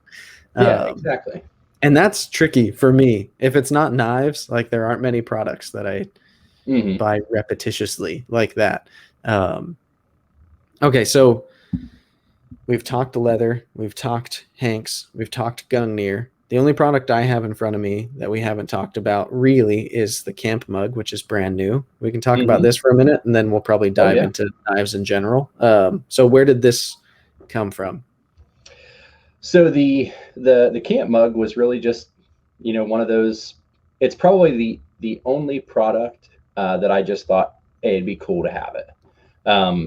Primo, Mason Primo, who is the guy that did my logo work there, did a fantastic job on the imagery, and I just kept thinking, I kind of want drinkware with my logo on it, and my wife and myself are in the process of rehabbing our 2-floor exterior barn, and putting some of her pottery stuff in there to do ceramic items, because that's what her specialty is. You've shared some videos of like your whole kitchenware set in your house is stuff that your wife made, and it's fantastic. Like really, really nice. She's incredibly talented, and I would think of myself as pretty. I'm always trying to think of words that like doesn't make me sound like an ass. Just sound like a douche. Come on, douches are welcome here. I would say that myself, that I am pretty talented when it comes to things. I've made a bunch of really nice woodworking items, cutting boards and specialty gifts. And you made my strop. I should have grabbed that. I left it on my table. Anything that I put my mind to making, I tend to be relatively decent at it, if not better than average, with a little bit of practice. But she is very, very talented as well. So she is an art and ceramics teacher. So that's what she does. But her passion is really ceramics, and she has just this immense talent that she doesn't really have a creative outlet for, nor does she really have a dedicated space for it at this moment in time. So the enamel camp mugs really came from a point where I really, really wanted to be in a place where we could make the ceramic ones now and have my logo on it, and have these like real nice specialty mugs that would match the ones that are, in my kitchen cabinets that we use every single day.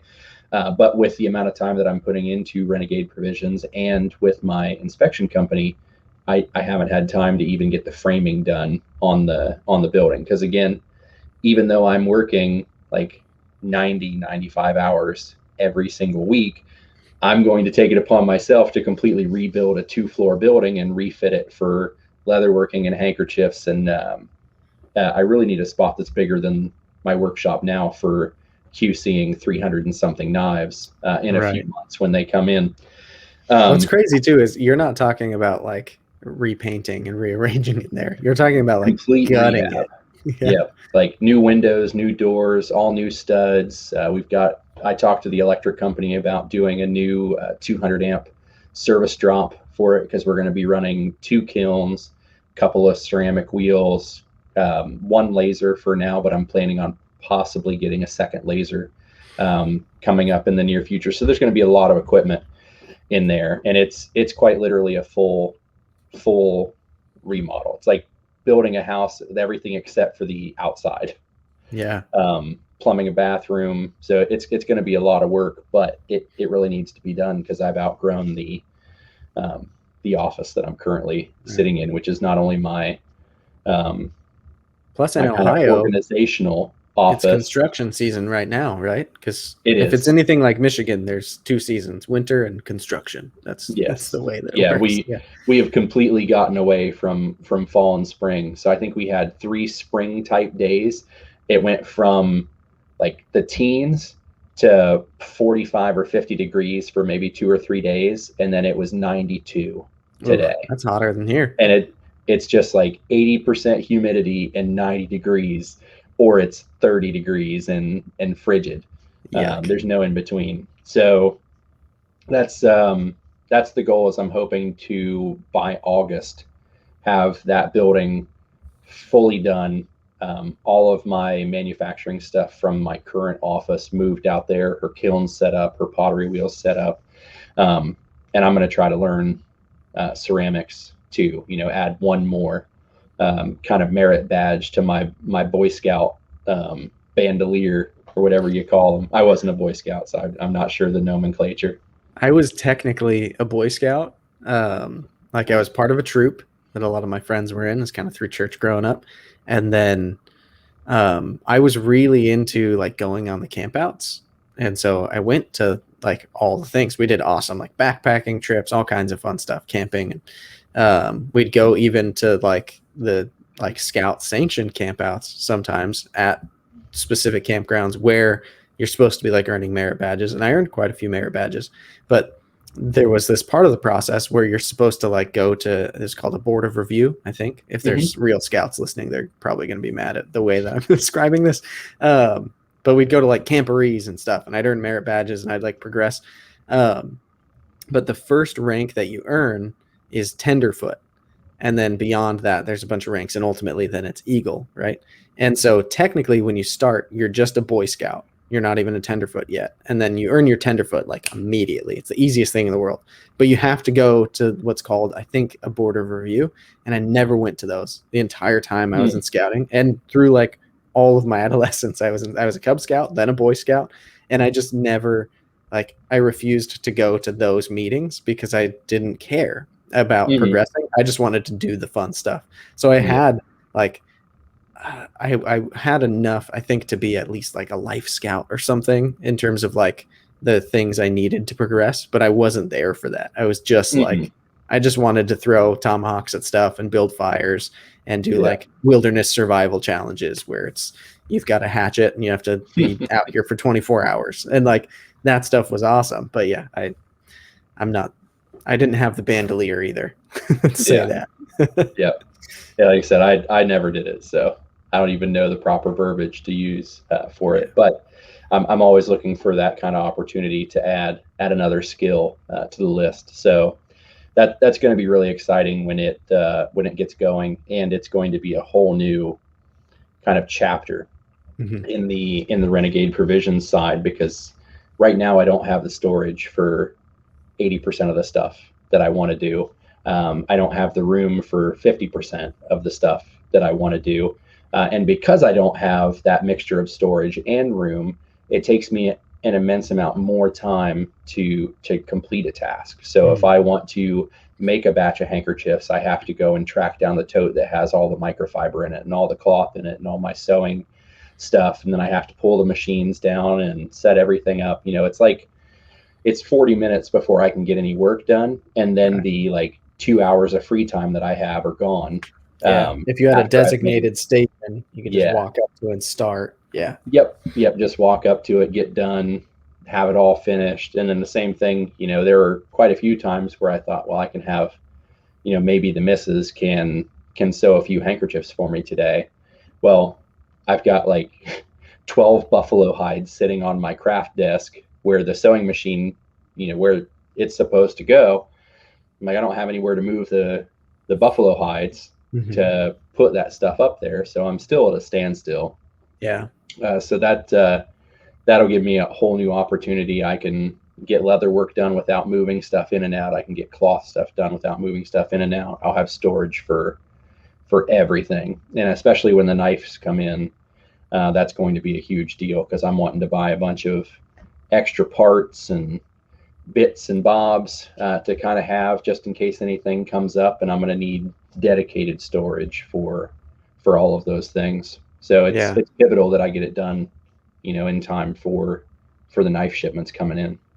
Yeah, I have no idea what that's going to look like for me yet, but I got to start figuring that out too, because no idea. Storage unit and start setting up plastic tables.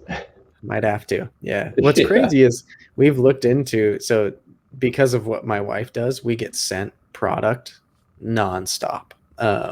Toys for my daughter, and then like clothes and accessories and just stuff for my wife, because a lot of what she does revolves around like promoting products on Instagram, right? So these companies just send her things, and sometimes it's for a specific campaign we're doing that we need to shoot we need the prop basically to take the image. Other times it's just unsolicited, like, we hope this shows up in your feed, so we're going to send it to you, kind of stuff. And we live in a fairly small apartment in a suburb of LA, and like we've been maxed out on space for 2 years, you know, like our whole carport is full. Our backyard, that's very small and paved, like apartment backyard, is now just full of like tubs that are for storage. It's like there's no more room to put anything. And so we looked into it. We're like, how much would it be for a storage unit? And it's like it's just enough that it doesn't. We're not Doesn't make motivated sense. to get one because it's so expensive that it's like we might as well move to a different, bigger place, and the difference would be the difference in rent. Like, it's kind of So crazy. a storage unit here, a like 250, 300 square foot storage unit is about $50 to $65 a month. How crazy is that? Probably compared to your prices. I'd be able to get quite a few of them for what one Yes. costs here. Yep.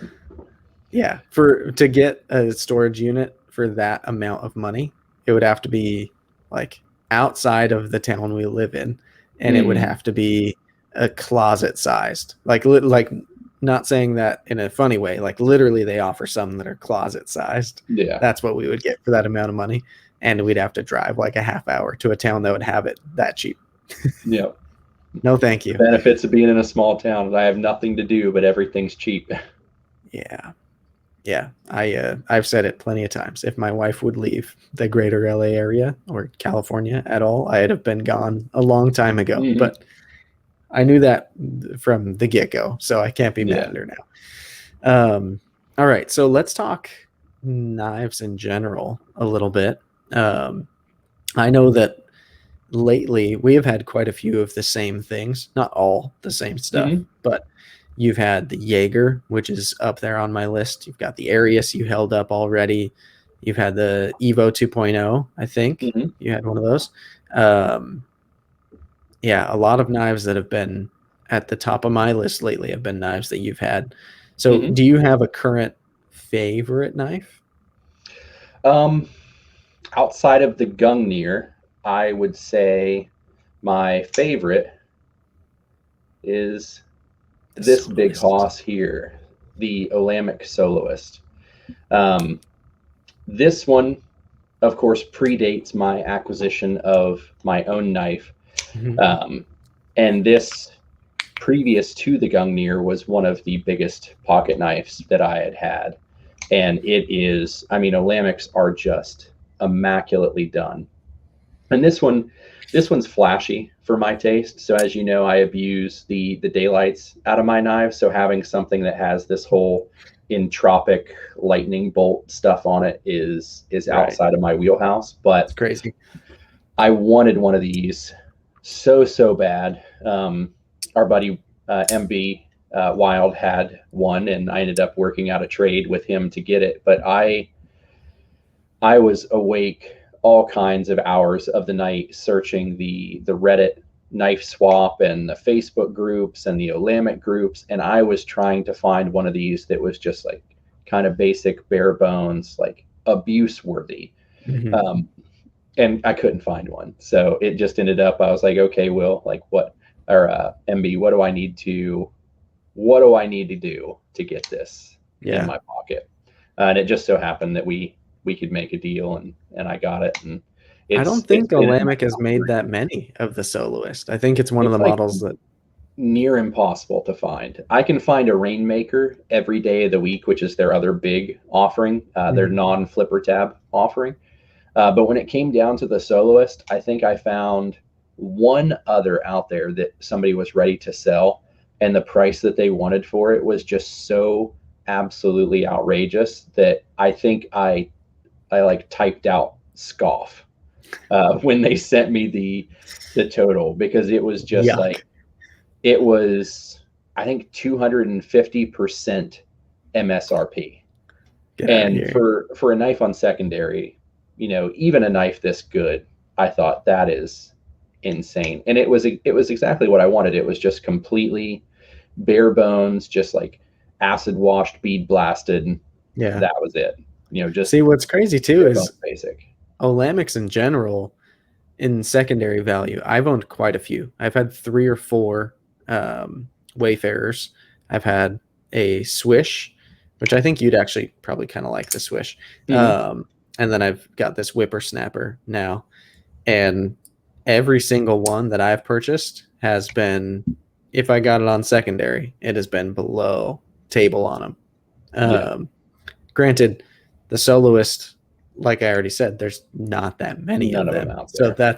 that's probably the deciding factor on that. But it's just weird for me to think of having to overpay on an Olamic, Hmm. because what's crazy to me is I think there are other knives out there that increase on secondary value or even just hold it, that are much less worthy of holding their value than Than Olamics an are. Olamic. They make Yes. phenomenal knives. And that's always been kind of a head scratcher for me, is like why people don't love their knives more. Yeah. But It's one of those, they're flying just enough under the radar that they're not picked up by every single person that's out there. And I'm kind of happy about it in one way, because I want more Olamics in my collection, and I'd like to have a little bit more in my collection before the price goes astronomically so high that it's not right, reasonable to achieve them. So I think I've had three Wayfarers.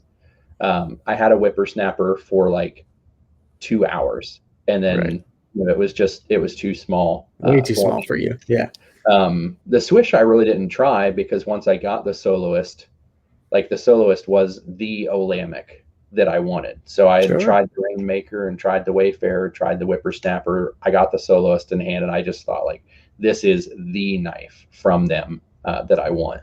Yeah. Um, What's crazy to me, so I think an interesting point about that knife, I, my review of the Gungner will be live by the time this goes live. So in my Gungner review, I talked today about how I filmed it the same as the night that we're filming this. For those of you who are listening, the time doesn't make sense. Anyway, so in that review, I was talking about how so many of the really big knives that I've tried have, for me, made too many like sacrifices for the things that I want a knife to do, just mhm. seemingly for the sake of being big. Like sometimes makers set out to like, we're going to make a big one this time. And then they make too many things about it big. Like it's overly thick blade stock. The scales are overly thick. It carries too chunky and brick like. And Mhm. it's just like unnecessarily heavy. And all these things kind of add up to make knives not really work for me. Um, and the Soloist is one that I find interesting because I think that's a big knife that is like I've already said, I love Olamic. I handled one, a couple of them they had on the table at California Custom Knife Show, I think the last 2 years. Um, and I like Eugene. I make a point to talk to him every time I'm at CCKS. The first time I went to that show, I bought a Wayfarer from him at the table. Like, love those guys. Love going to their Mhm. table. So I handled the Soloist, and I think there's two blade shapes. I want to say I handled both. Yep. It's got that like movable thumb stud, which is a cool feature. Like, there's a Mhm. lot about it that was interesting to me, but the way that that knife feels in my hand, it just makes me feel like I'm a kid holding my dad's knife, and it's not built for me. Mhm. Um, and I feel like that's a big knife that is only for big people. Yeah. Whereas the Gungnir impressed me because it's a big knife that doesn't feel that way in my hand. Like I Yes. feel confident holding it and using it, which is where a lot of big knives lose my fill out my medium gloves real well hands. Yeah. Um, so Yeah. it's So interesting to say like that feels like it's built for you, because that's just an evidence that like yeah. it didn't So work for me, but that handle is so specifically huge. Soloist versus the Arius It in seems so in much length. bigger than that. Yeah. And then the one other place. So one of the things I like the most about Gungnir, and one of the things I think that I've heard, you mention and MB mention and Ricky, was just how thin it is for a big Yeah. knife. And the Soloist is really one of those other big knives. So I wouldn't say that the Arius is a super thick knife, No. but we can see here, you know, the Arius is just a tiny bit thicker than the Soloist. And even Right. looking at something like the Jaeger is a little bit Thicker. thicker Yeah. than the Soloist, which is, that's a really amazing thing. Especially going back to you saying, a lot of people that build even knives that are smaller than this. So you take Ramon Chavez, his knives are bricky to me, Hmm. and I love his design work. The 229 Redención is an absolutely wonderful drop point folder. Loved but that knife. Yeah. it is bricky. It does have sharp edges, the contours. There are just some, again, inadequacies with it. When I look at the Soloist, and I've made fun of your medium hands a few times, but when I fill out extra large gloves really, really well. When I hold the Soloist, like, this fits my hand like an absolute glove. So, like, you can see my pinky finger is right up at the end. My index finger is tucked right in. It just fits absolutely perfect. Mm-hmm. And then I can, of course, choke up on this choil and wrap my finger around.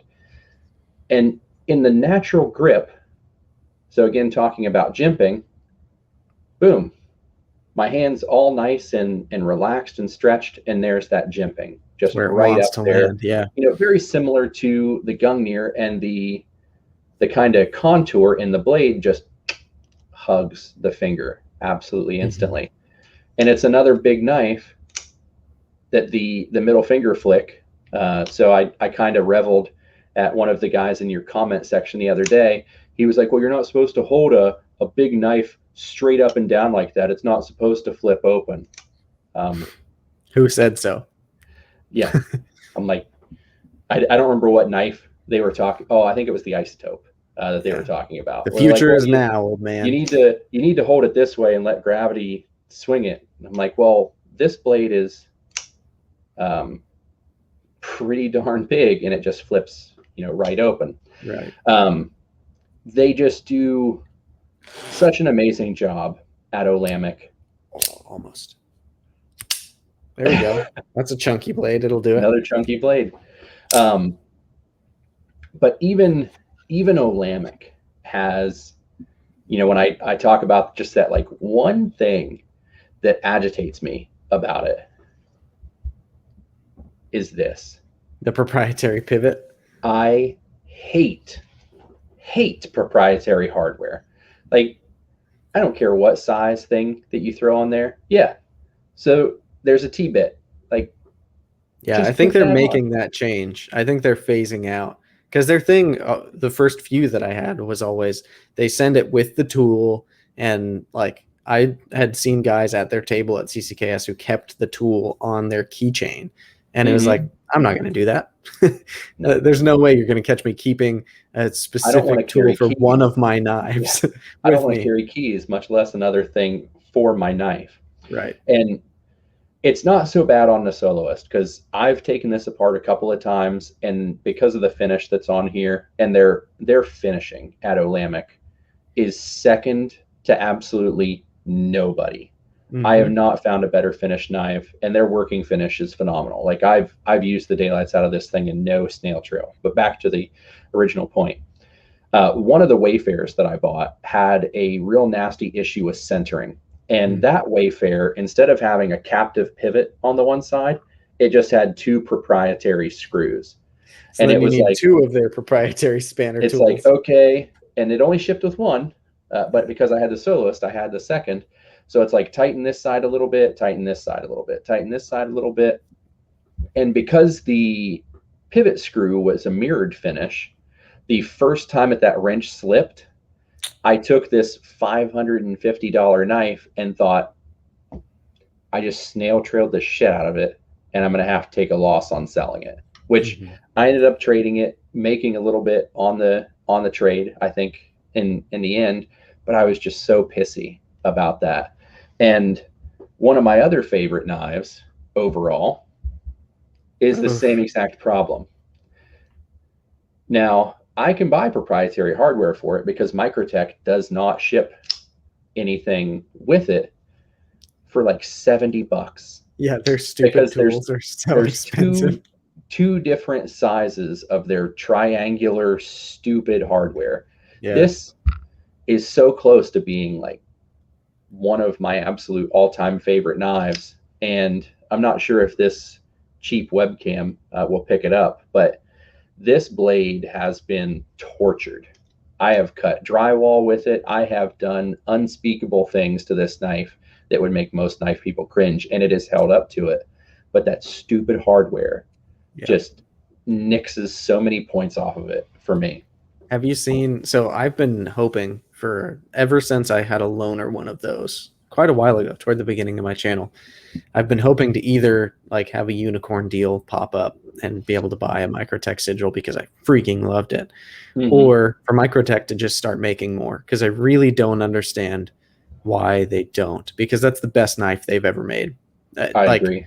And I think most people who've experienced one feel that way. I like it better than anything that they have ever made. But they don't. I don't know whether that's because of the relationship with Monroe or what, but Monroe Metalworks, I think, is what his Instagram is, the guy who's the designer of the sigil. He's now making a run of like customs, basically, of those, and they're freaking incredible. I kind of feel bad for even saying something right now because I really want to buy one, but they're $1,200, so I feel like it's going to be kind of a selective market anyways. But he's been doing these random little, like, he'll drop a few spots at a time for these knives that are already in progress, and I've been just a minute or two late every single time, and it's driving me nuts. But he's doing great, like the hardware he's doing. There's like 3 options, and there's either brass, copper, or silver integrated into the pivot hardware, like in the center. And it's like in the machining of the hardware itself is bananas. But on the side you're supposed to work on, it's a Torx bit. And it's like, you probably wouldn't want one because it's S90V, and I don't think you love S90V, but they're unreal. And I have one buddy who's gotten one who I actually talked to, and he says it's like night and day compared to the Microtech version in terms of like fit and finish and action, which that one's already crazy nice. So I'm really hoping I get the chance to snag one of those. Yeah, pretty much any blade steel with an S in front of it, I don't want anything to do with. Yeah. So and especially the way if it's S35. Yeah. I mean, if you'd like, we can go down that route. I feel like I think we already have. Yeah. In previous conversations, I think you and MB kind of hit all the nails on the head that are possible for that one. Right. Yeah. It's funny. So MB and I, he's come up a lot. We talk a fair bit, and part of me feels a little bit bad, and has felt a little bit bad, because the episode I had him on, although it's been one of my absolute favorites, was very much like so topically focused that it wasn't like a dive into him at all, which I usually would like to get out of my guest, you know? And so we've been talking about it, and I think in the next week we're going to shoot an episode. It may be in a week or two. I don't know when it'll go live, but we're going to do a pretty interesting concept where we're going to talk about where the knife industry was about 10 years ago. Like, what won awards at Blade Show? What were people talking about? What were the materials being used? All that kind of stuff. And then we're going to try to project, based on our own assumptions, what 10 years from now will look like. And I think it's going to be super interesting with his mind to go down that rabbit hole. So we've both started kind of researching a little bit. And in that episode, I'm also going to make a point to kind of dig into him a little bit, as much as he's comfortable with, because obviously he chooses to remain a little bit discreet on the internet. But yeah, that dude is such a wealth of wizardry. I love him so much. Oh, for sure. Yeah, it's rare to find somebody that's kind of near our age that has that kind of knowledge and wisdom base and that kind of analytical mind. When I think of my kind of friend group, I'd say acquaintance group, I've got a few friends that are business-minded people and very intelligent, but I don't think that they quite run into the analytical. So I would count myself as somebody that kind of knows a little bit about everything. I can have a conversation with just about anyone and seem like I'm relatively intelligent and not just a complete slouch. I would say that the fair amount of people that I deal with are specialists in one thing and then don't know a whole lot about various amount of other things. To not try to throw somebody under bus, but one of my friends, I would say that I'm a pretty cultured person. I know a lot about, music history and composers, and I used to be a musician for a great number of years. I just happened to bring up, they said a phrase, and I brought up, I'm like, well, you're just a modern day John Lennon. Or yeah, I think it was John Lennon that I mentioned. And they're And did like, they not who? know who John Lennon was? They're like, who? I'm like, you're kidding me, right? I'm like, that's like saying you don't know who Phil Collins is. And the look of what? The look of understanding was just like gone off their face. I'm like, you're shitting me. You don't know who he is. You don't know who Phil Collins is. I'm like, Peter Frampton, still nothing. I'm like, Eric Clapton, still nothing. And I'm just, what? See, I mean, I'm not the most cultured person in the world, but like I had parents who talked to me and I don't know listened how to music and stuff. Like breathe and not know who Eric Clapton is. Right. Like every hipster in the world right now knows who John Mayer is, and John Mayer played with Eric Clapton. So it's like, by association, you should kind of at least think you'd pick up on it. You should at least like recognize the name, even if you don't know who it is. But Will is MB is one of those few people that, again, you can bring up any topic and he has a wealth of knowledge on it. And I've really had so much sustenance from conversations with him, both text and verbal. We kind of hang out in Clubhouse every now and again and have very detailed, in-depth conversations about photography and videography and Instagram and the human psyche and neural sciences. And there's just such an immense amount of information that he can provide that helps in so many ways. It's you could do a 5-6 hour podcast just talking about him, not even about knives, and still just be kind of brushing the surface of what that brain's got to hold. Absolutely. Yeah, I think that's one of those. He's certainly one of the most rare birds that I've been able to access through this part of my life, right? But there's such a it's a special space. The fact that I have access to people like him, like you, like each of the guests that I've had on my podcast so far and that I plan to have, and then a lot of just friends who probably wouldn't even want to do a podcast, but who I've gotten to know. I've never been in a realm that makes people accessible like this one. And I say that with a grain of salt right now, because I'm also at a point where like I get so many DMs every day from people who think that I'm the most accessible person in the world. And I try to be pretty accessible, but like I'm running out. I'm running out of railway here. Yeah. And there's a couple of very core groups that I spend a lot of time in, and they are my priority. And the random people, like it's getting to a point where it's like, I don't want to sound like a dick, but I don't have enough time. But like we've mentioned already, the grog, and there's these people in it. And I feel like, at least in my brain, because MB is the one who invited me to it from the get-go, I kind of see him as like the spearhead of Gungner, if you will. And the group of guys that have come together in there have been so, not just in terms of knives, but in like genuine life advice. And just like sharing experiences and like messing with each other. And like it is an interesting reality that community has come from a shared like hobby, as dumb as sharp objects. To kind of help people that are watching this kind of understand the demographic of that group, with us just kind of going through a election cycle, something that some people may have heard for the first time is a bellwether county. A bellwether county is the demographic of people that most accurately portrays the country as a whole. The grog is the bellwether county of the knife world. because we have such a complex demographic of people. You have the guy that likes the slip joints. That's all he buys is Hmm. the classic slip joints. Nothing that's been made within the last 50 years is in his pocket.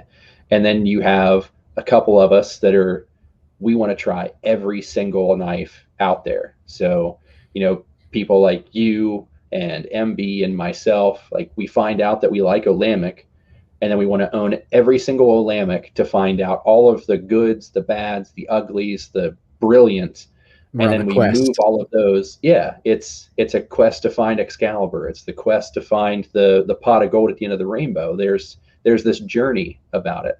Hmm. And then you have a couple of guys that are content with knives in this price range and knives in this. We've got reviewers, we've got YouTubers.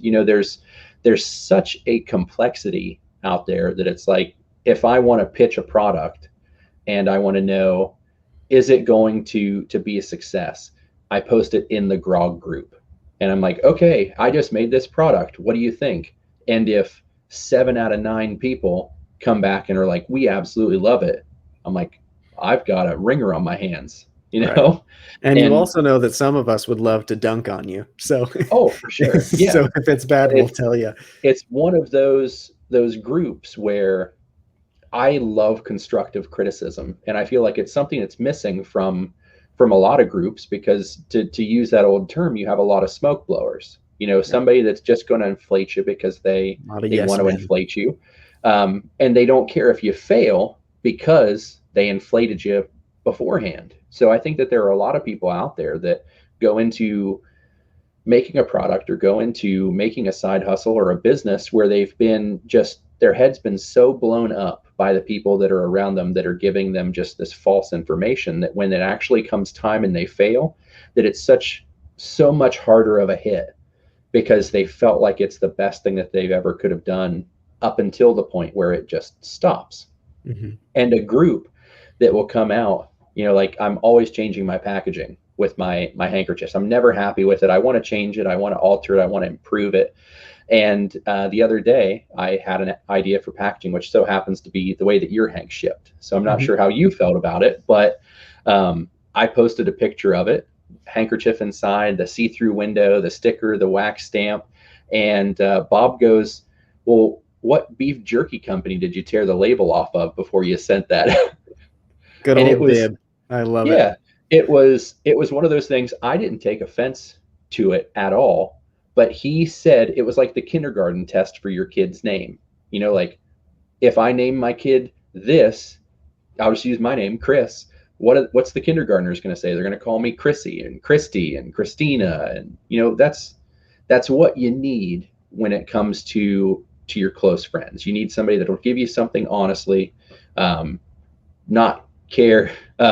I actually got a real big laugh out of your video the other day when you were talking about your early impressions of Gungner, and you're like, he doesn't care about my feelings, he doesn't care about your feelings. And I was like, you know what? Yeah, it is exactly that way. Like, to some people Right. that probably sounds harsh, but to me that just sounds honest. Right. And that's something that we miss nowadays, is that painful honesty, where we'd rather just say a white lie because it's easier to look at somebody and embolden them for a second than to embolden them for a lifetime. Right. And that group, the grog group, is just, it's it's irreplaceable, Yeah. in that spectrum. What's interesting too is like, I I mentioned it again in my full review today. I was like, I think of you in that way, where it's like there's little regard for the other person's emotion when you're saying something, because the Mm-hmm. truth matters a lot to you. Mm-hmm.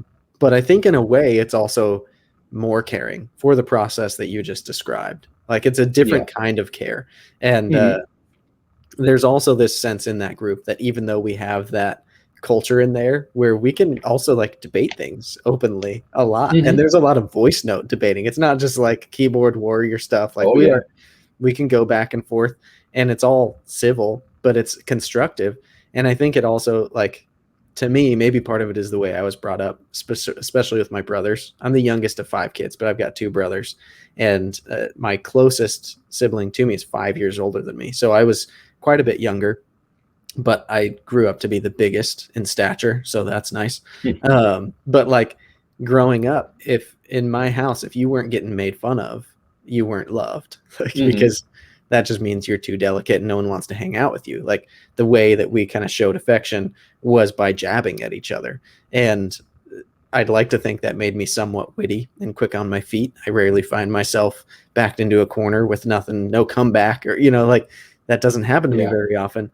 And I think the grog is kind of that way, where it's created this space where, because we care about each other, we can be that open.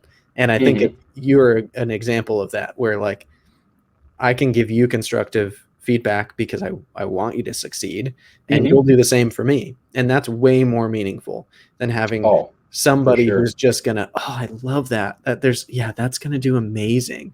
And meanwhile, they're not even looking at it. They haven't even looked at the object for what it is. They're just excited that it's mine. And it might even come from a place of sincerity where they just don't know better. And they're just so blinded by the situation that it's like, I can't help but pump this person up. And it's like, that's not what people need sometimes, Yeah. And I know that a lot of us in the grog group are reading that book that I was talking about, the Boy Crisis. I'm in the middle of it right now.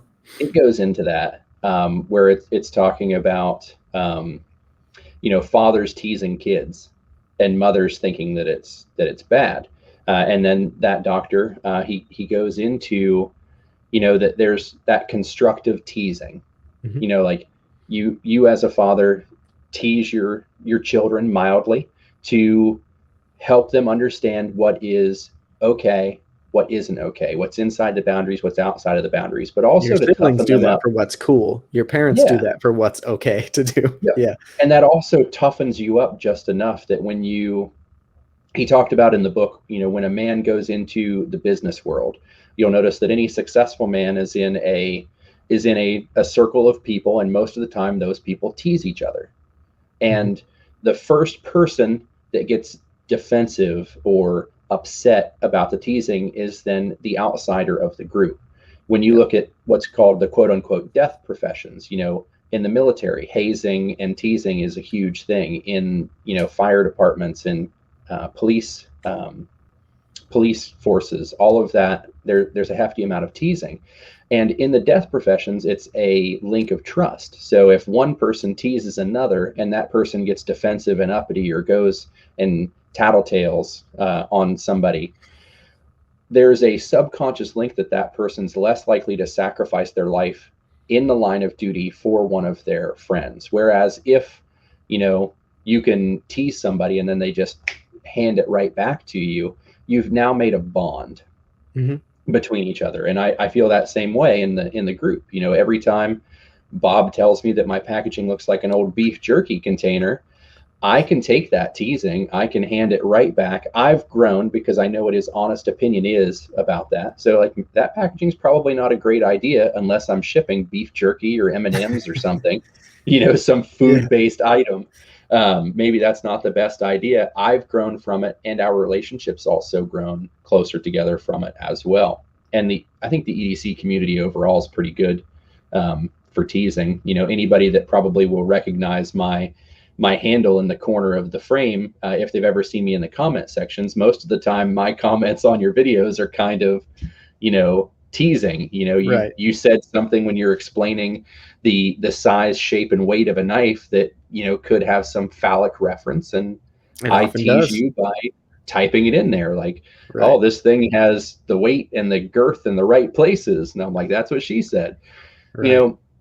Some people could take that as a negative, but in good fun, a relationship can form and a bond can be emboldened by that kind of helpful or constructive. And especially when it comes from a person that you already know, then it's like all the rules are totally different. Since I for sure moderate in the Millie Club on Facebook, one of the things, I am way less involved in there than some other moderators are. I'm barely hanging on, guys. Anyways, one of the things that'll happen sometimes is a comment section will seemingly get kind of out of hand. And what we'll have to figure out is, are these two guys friends, or do they not even know each other?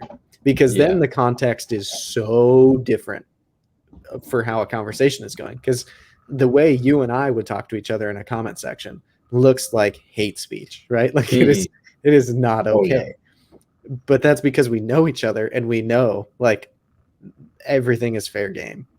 But if you didn't know me and you were commenting some of the stuff you do in my comment section, I probably personally would still heart it and just move on, because I would be like, that's kind of hilarious that dude would say that. But because I know you, like it's super humorous. And so I think so much of it is contextual. I've gotten myself in trouble with that a few times, where I think I know somebody better than I actually do, and I say something that it happens probably more often than I'd like to admit.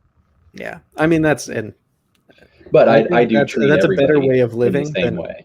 It's better to live that way though than to always tread carefully. Like I think there's I don't know, I'd rather some people self-select themselves out of my circle if they don't like parts about me, than to like have them later blow up. Like, you know, it's just it's better to be who you are and let people see you for the renegade that you actually are, rather than sugarcoat yourself at first and then open up later. And you know, why waste? You don't get a name like Captain Savage for sugar plums and gum dropping everybody.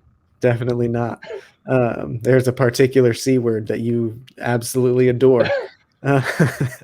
I'll save that from your YouTube channel. I'll have a chance of being monetized still. Yeah. All right. So I don't know. There's so many things that we could talk about. How about this? So I've heard MB Wild once again talk about how you would be the perfect person to hand a knife to if you wanted it to be torture tested for like a week, right? Just because of your typical daily use. And I talk a lot about my daily use on my channel because I think that's relevant when I'm reviewing an object, to talk about what specifically I've done with it and what expectations I have of it. So like for me, on a knife like the Whippersnapper, which I'd carry as a secondary, my expectations of it are to handle things like tape and paper and cardboard and zip ties, maybe an apple in a pinch, but mostly around the house type of stuff. The hardest things realistically being zip ties, probably, or the toughest thing that it would go through. A lot of cardboard is going to have edge wear, but it's not going to result in chipping or anything like that. So that's like secondary knife for me. If it's a primary knife, that might step up a little bit to having like some dual purpose of being a little bit outdoorsy, so I can chop through overhanging stuff on a trail, or if it really came down to it, I could feather stick with it. And I like to test those like minimal, like a little bit on a knife that I'd consider a primary to make sure it's capable of those things a lot of the time.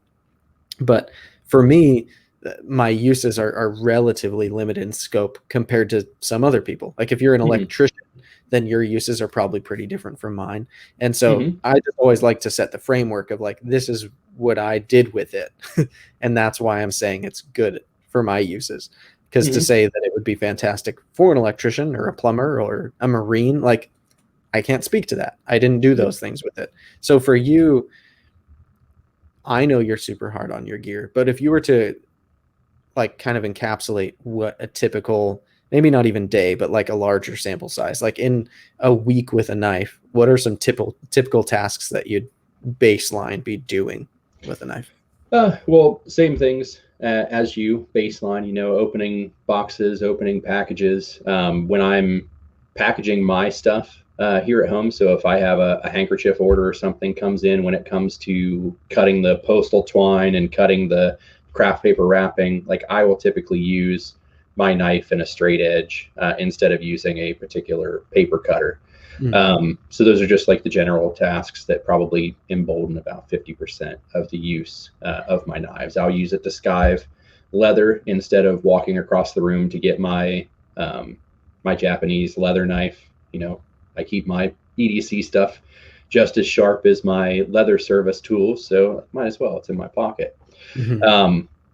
But going into some of the harder use tasks, like I planted a bunch of fruit trees, I'll use it to trim the burlap sacks, and sometimes hitting the staples that are in the sack, maybe chip a blade if it's S9DV or S110V.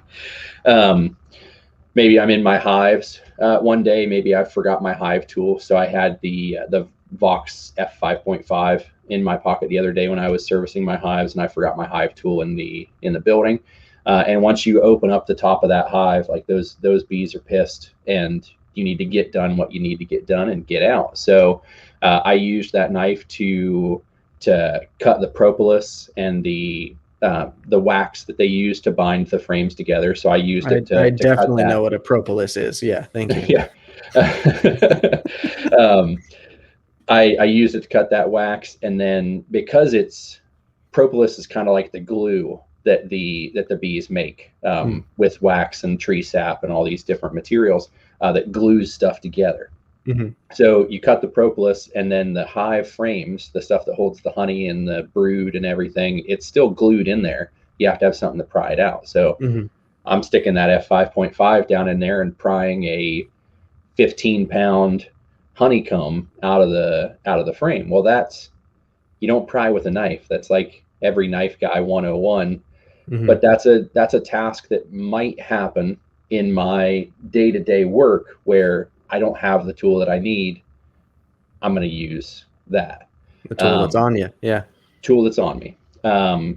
In my day-to-day job, if I find termite damage in a floor joist and I want to gauge the scope of the damage, I might stick my knife into the floor joist, see when I meet solid material. Maybe there's plenty of those videos. Maybe I find a nail in there. Because a lot of the homes that I'm inspecting are older, so they're rough sawn timber. Maybe there was an old fence line that was growing up into that oak tree that then became those floor joists. So you don't see the fence, but you jam your knife in there into some termite damage, and all of a sudden you hear some metallic crunch. That's, again, misuse of a knife, but it's the tool that's in my pocket, and it saves me a trip out to my truck to pick up a carpenter's awl or something like that to check things. I've been getting a lot of pallets in for stuff, so it's got kind of the one up from zip ties is that nylon banding. Yep, pallet straps. Let's see what else I use. I clean my fingernails with it like 10 times a day. So it's got to have fingernail cleaning ability. Sure. I would say those are probably the tasks that would most generally occur. Everything outside of that is kind of not the majority of times. Right. It's just kind of one-offs. But you're always working on a new project, so there's constantly ringers. So working on the building, buying lumber in bands, cutting those bands off. I've been stapling up plastic. Every now and again, you get a staple in the wrong spot and you got to pop it out of there. Depending on the knife that I've got in my pocket, like I'll use it for that stitch or sigil. It's been used, like I said, for everything. Cutting drywall. When I get Gungner back from you and I get to work on the building, I'm going to put it through every bit of torture that I possibly can. And when I was torture testing that, I was batoning wood and I was chopping hardened walnut husks and smacking stumps with it, dropped it on the ground. Like I'm trying to abuse it because it's going to be my knife. And if I'm going to mistreat it, I know other people are going to as well. Yeah. But yeah, I think to answer that question, that's probably the bulk of the stuff that I'm doing with it. I'm not typically the person that cuts his food with my EDC blade, just because I know the places that it's been, and sometimes no amount of cleaning. If people would have seen the pictures that I shared in the grog group today about the house that I was in, they probably wouldn't wear the same clothes a second time. Nope. Much less use their knife to cut food. So I don't. I'd have burned the boots I went in there with, for sure. Yeah, I considered it. So with all that said, let's talk steels a tiny bit. We don't have to go crazy on it, but like the sigil you have, that's an LMAX, correct? Mm-hmm. LMAX. And then you have the Arius, which is M390. You've got the Soloist, which is also M390 or 20 CV. Okay. Yep. M390.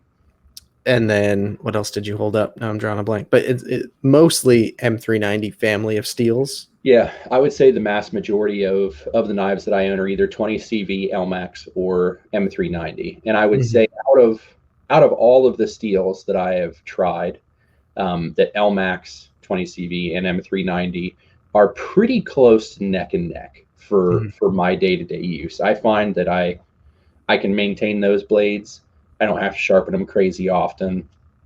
They've got a good amount of wear resistance. They've got a good amount of corrosion resistance. So like, I don't find that anything that I'm doing is outside of the sweet spot of those steels.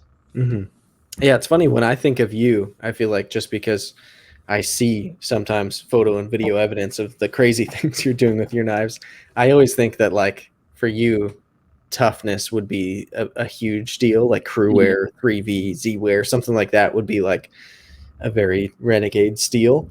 But it's interesting to hear you like start that whole list of what you do with a lot of it is very edge retention focused still, like cutting paper and string and packaging and zip ties and going through leather. Like I imagine scoring leather and stuff, that's also probably not very much of your blade. That's pretty tip focused, right? When it comes to shaving, I use the belly. Say if I'm gluing a mat together, you've got it up in the thing. Yep. So typically, if I'm making a mat and I glue stuff together and there's just a little bit of an edge here where one piece of leather is sticking out over the other, and I'll just take the knife and just kind of shave that little edge off, which is one of the reasons why I like hollow grind so well, is especially with leather. Like I don't want to be throwing a Chavez thickness through here, when you're talking about the spine of the blade. Right. I want something nice and thin and precise, but it has to be absolutely razor sharp so that when I'm pulling it across the edge, the grain of that leather, I don't want to have it just dull enough that it like digs in. Yeah, or skips or frays something. Like it needs to be absolutely razor sharp. And with a lot of those general tasks, like you said, when you're, cutting tape for a box or you're cutting postal twine, you need to have a nice edge on it. So I really like crew wear. I think I've only maybe had one knife that's 3V, because I don't find that very many of the knives that have 3V are design-wise maybe up my alley. I do have one of the new Civivis coming in the Nitro V, the Imperium, that Brad reviewed today. So I'm excited to try it. I know it's not like the same level as M390 and LMAX and 20 CV, but I'm really interested to see, what it's all about, because it's been a little while since I've had a Nitro V blade, and I don't remember liking that design and using it hardly at all. Yeah, so I have the Ferrum Forge Stinger in Nitro V, which is way too small a knife for you, but I really, really like as a secondary. And that thing has gone super strong for me. And then I have my new CJ Miller custom kitchen knife is in Nitro V, and that thing is phenomenal. I've just stropped it so far, and it strops really, really well, which is great for me. But yeah, it's super good for that application. I'm excited to see that we in Civivi are using more Nitro V. I understand that I think Ferrum Forge had something to do with that decision-making process, because they pushed for that steel for knives like the Stinger, and now we in Civivi are using it internally, which is cool to see. But yeah, it's interesting how like certain steels just get latched onto. And they like encapsulate a time almost. Like there's a D2 era and an 8CR13 MOV era. And then there's this era of like interesting CR steels like 9CR, blah, blah, blah, and 14CE28. Like there's like these those steels that are very difficult to remember the names of, because they're just a conglomeration of letters and numbers. But then there's the S35 VN era, which is having trouble dying.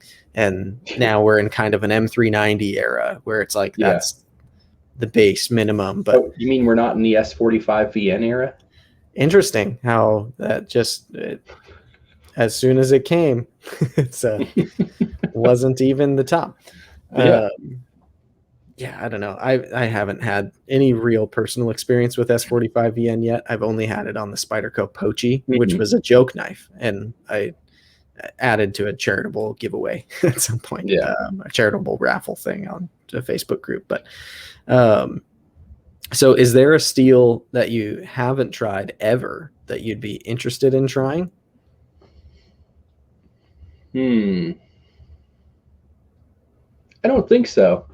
I think I've done enough research on a lot of the steels. You know, we've got the knife steel nerds that really just quite literally spell everything out for you. So you can literally cookie cutter whatever steel that you want to try, knowing your use case, and avoid all of the waste.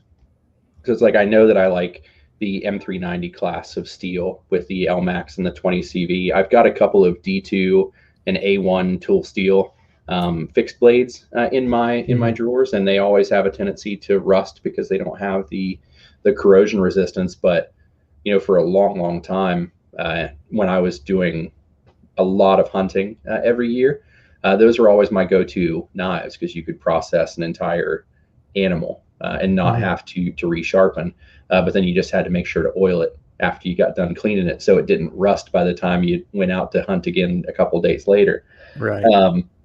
So I feel like for the steels that are out there, you know, I actually will take that back. I want to try the Magna Cut. Yeah, that's the number one on my list right now.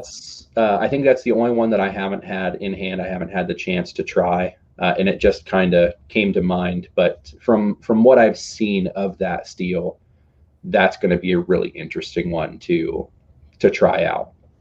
And over the next couple of years in EDC, I think that we're going to see a big shift in the steel that the low end knives. So with the Civivi putting out the Nitro V, you know, we're going to see a lot of those really budget steels move way up. I feel like the bar just moved up 10 or 12 spots with that, where all of the other budget expressions to sub $100 knives are going to have to bring a little bit something more to the table. They can't just have something that's like moderately stainless and holds an edge for the first 2 boxes that you cut anymore. Which I think, and we've talked about this in the grog time and time again, about, you know, how I seem to put off an air that I hate Benchmade. And really, in actuality, it's just that I hate that they're still using S30V on absolutely everything that they put out.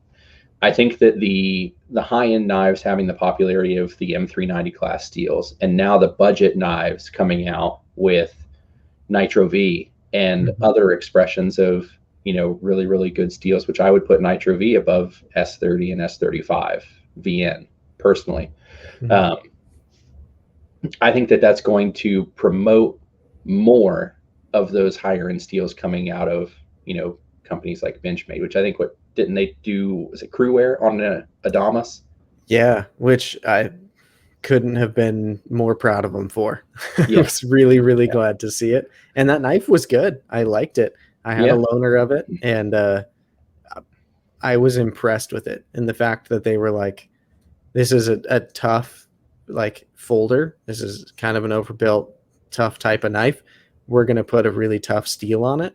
That, I think that's great. I think if they look at their lineup in that way, like, that's a really good thing. Like the new bug out that's carbon fiber and S90V. I think that's a good pairing for a bug out. An ultralight knife that is like, that's not a bruiser. A steel that's potentially a little bit chippy but does have very good edge retention. That's acceptable for me. It's an Amazon box warrior dream. And so I think if Benchmade plays that game some more, if they look at the model for what its properties are, and then they pick a steel for it that makes sense based on that application, why isn't that what's already happening on knives? Why is it a copy paste of this is the steel we use, we're just going to put it on everything? There's so many options. Yeah, they bought it in bulk somewhere and just had to use it up.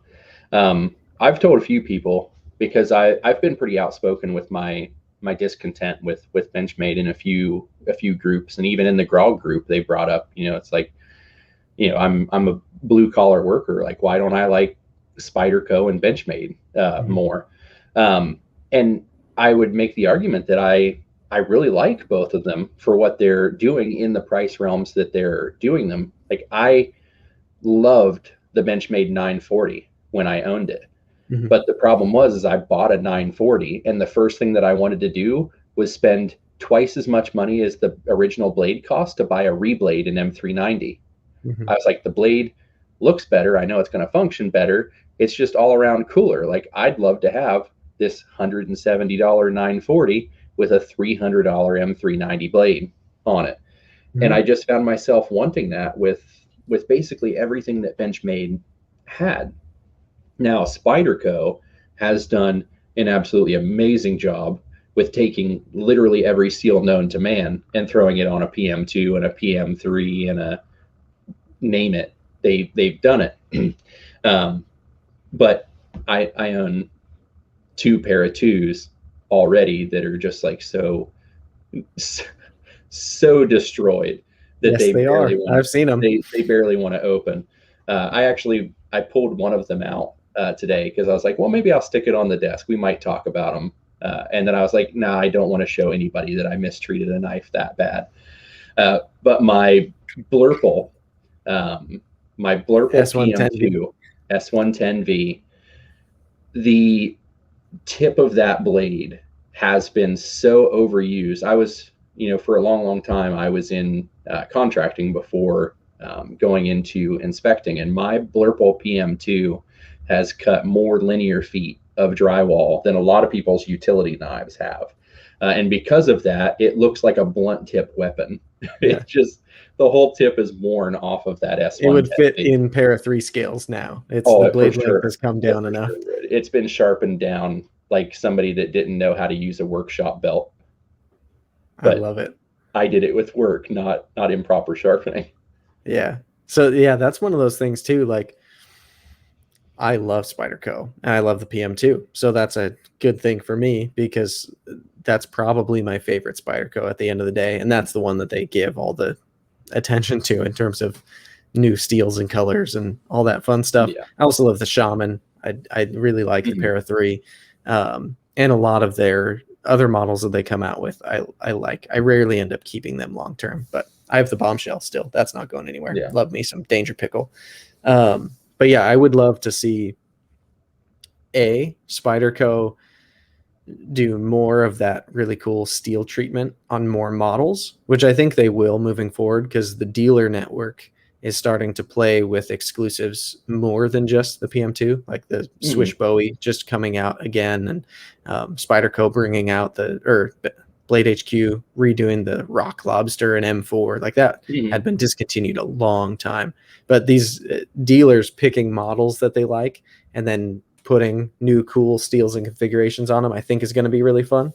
But I wish other makers, other people like Spyderco that aren't Spyderco would just play that game a little bit.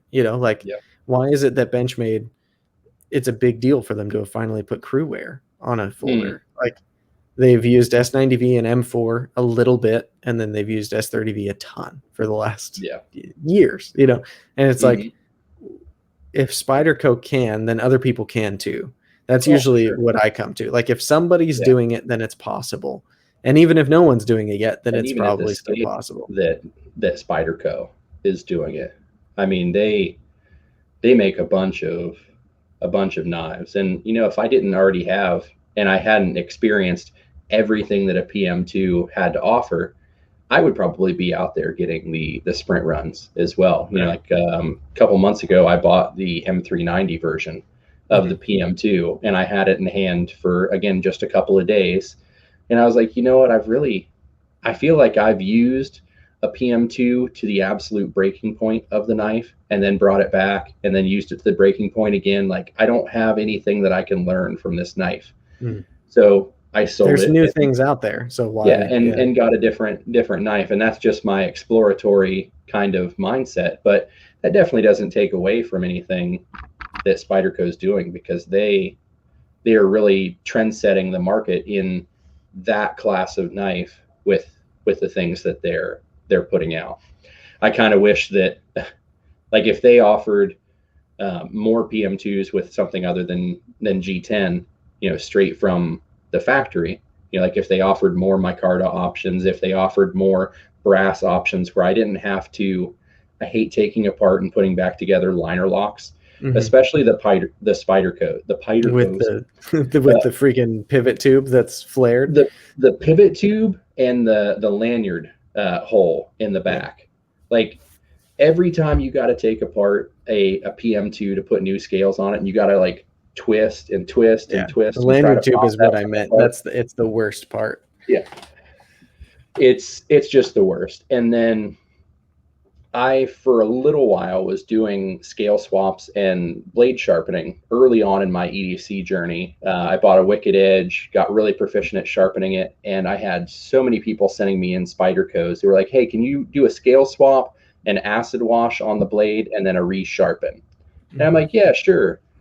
Well, I needed to buy like bulk supplies of scale screws, because the pivots, like, Loctited, they Loctite the daylights out of them. But you couldn't have broke it loose with a blowtorch. And I actually got to the point where a few of them, I would take like a hot rod and heat it up with a blowtorch and like stick it into the T-screw head just to heat where that Loctite was up just a tiny bit to break it loose, instead of stripping the screw out every time. I hated that. They're getting better about that. They're using a lot less Loctite, and I hope that they get away from the flared lanyard tube, because I'd rather there be no lanyard tube. I hate lanyards on knives. I'm never going to use it. But did that come out in your Gungner review? Like, get rid of the lanyard tube? No, because yours is out of the way enough that, like, I've trained myself to not even look at them. If they don't get in my way, then it is what it is. But if it ever gets in the way of clip placement or of ergos, or like if it's taken priority over anything else, then I hate them. I actually received one message on Instagram. I think it was the day that I announced Gungner. Somebody messaged me and they're like, is it too late for you to remove the lanyard hole? And I was like, yeah, it's kind of too late. Like, I made a design choice that I'd like to stick with, but I just got a chuckle out of it. Like, somebody's like, yeah, you need to remove the lanyard loop there. I mean, lanyard loops, tubes, whatever, are a pet peeve of mine, but at the same time, a lot of my absolute favorite knives have pretty distinct ones. I mean, and this is even one that I would say gets in the way potentially of the clip. I'd love a flat on the back of the Arius, like a lanyard. If the scale just went where that lanyard tube is, I bet it wouldn't be hard for somebody to make an aftermarket backspacer with just a flat on the back. It just fills it in. Yeah, because the backspacer is just so simple. You could just get that thickness right and the screw holes lined up and just a flat on the back. Yeah. So I talk about the Arius seemingly every single chance that I get. What has your experience been with your Arius? It's been absolutely phenomenal. It's probably one of the best made knives that I have had in hand. No questions asked. Yeah, like there's something admirable in somebody that makes pretty much one product, and they do it so absolutely well that it's the talk of an entire genre. It's you know, when you talk about the knife world, if you mention Arius, it's one of those things, unlike apparently Phil Collins, that everybody in the knife world knows. Um, I haven't experienced any of the early generations. You know, I watched your videos talking about, I think it was the Gen 3 or the Gen 2, you know, where there were just a couple of things that weren't quite up to snuff. But this Gen 4 that I have, which I think is batch 3, if I'm not mistaken, is just absolutely phenomenal in almost every single way. Mine's Gen 4 batch 1. If you look inside, mine's batch window, 1 too. Yeah. Gen 4 batch 1. Twinsies. I was just pulling out my phone to look in there. Literally twinsies. My phone hasn't died yet. I'm still trying.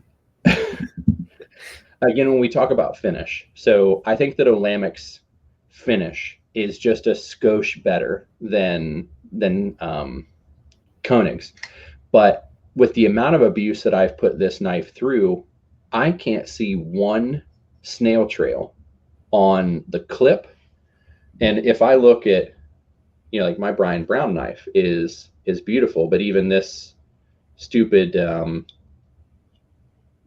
webcam can pick up the massive snail trails that I have on the clip. Right. My Pena, right there on the bolster, big old snail trail. My Microtech, snail trails everywhere, but it has that apocalyptic finish, so the snail trails just look like part of it. You know, part of it. But the Olamic and the Arius, neither one of those have a snail trail on them, which, again, I'm crawling in crawl spaces. So I actually had my Arius in my pocket day before yesterday, and I had 2 crawl spaces to inspect that day. Both of them had like driveway limestone underneath them, which if you ever like picked up number 57 limestone, it's like sharp edges and pointy, and I'm like army crawling on my belly through a space that's just big enough for my shoulder blades to skim the bottom of the floor joists. And the clips on these knives are dragging in the dirt. They're getting snagged on nails. They're dragging across, you know, fiberglass and vermiculite insulation and, you know, all kinds of dirt and dust and debris and nasty stuff. Yeah. So to have a knife that has been in my pocket for weeks and weeks worth of time on end, especially when I was doing my full review of it, and to not have a snail trail on it is, again, going back to mythology, there is a form of wizardry. The finger hole with the fuller, I mean, talk about a knife that is absolutely effortless to open and just fits so well. I love this groove going out of the fuller and into this like eagle eye kind of raptor bird of prey look. Yep. And then even the swedge is hollow too. Yes. And it's not just a flat swedge. The other thing that it just fits the hand so immensely well. And I think the only thing that I had to complain about in my review of it was the frame lock. So they have the jimping on there, but there's no chamfer on that. So when I press up against it, it is absolutely functional. You know, there are no issues with it. I've got thick calluses on my hands, so a couple times, no issues. But I drive like 5 or 6 hours every day in between appointments. Sometimes when I'm at appointments, like I may flick this knife open and shut it 1,000 times a day. Like these knives get a workout with the pivot. And at the end of the day, that spot on my thumb is kind of like the callus is dented in. You can actually kind of see it just right there. There's a little red mark where the callus is dented. I just wish that there was like a tiny little 45-degree chamfer right there, just like a zip and done. And that that was one attributing factor to why I made sure 100% that there was a chamfer on the bolster lock of Gungner. Mm-hmm. Like, no matter how soft the edge is, or if you have a little mild chamfer, like, you need enough to just cushion the meat of your thumb, just enough. Always want to cushion the meat. Yeah, you got to cushion the meat. And I mean, Brian, with the Jaeger, I think his is one of the more comfortable that I have, because he has Totally. a deep chamfer right there on this frame lock. I mean, you don't feel pressure against your thumb when you operate the lock of this knife. There's nothing. There's no hot spot. There's no pinch point. It's just absolutely easy to use. And same thing on the Sigil.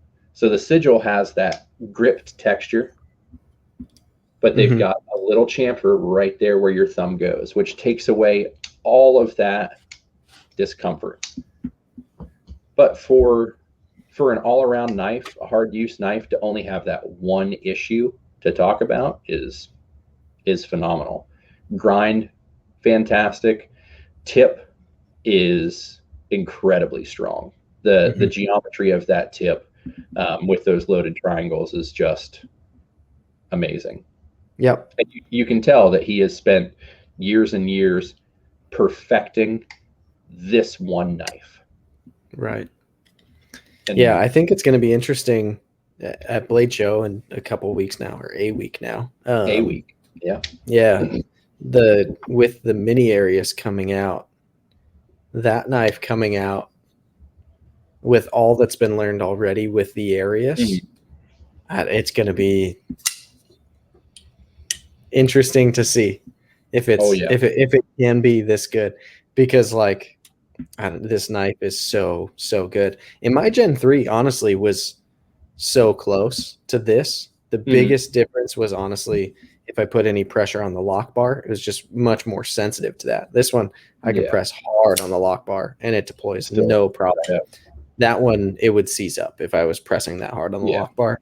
And then they've done little things like flipper tab geometry has changed just slightly, adding of jimping on there, like little odds and ends. Like internal milling is now standard. They didn't used to be all internally milled, stuff like that. But I mean, it's such a borderline perfected knife.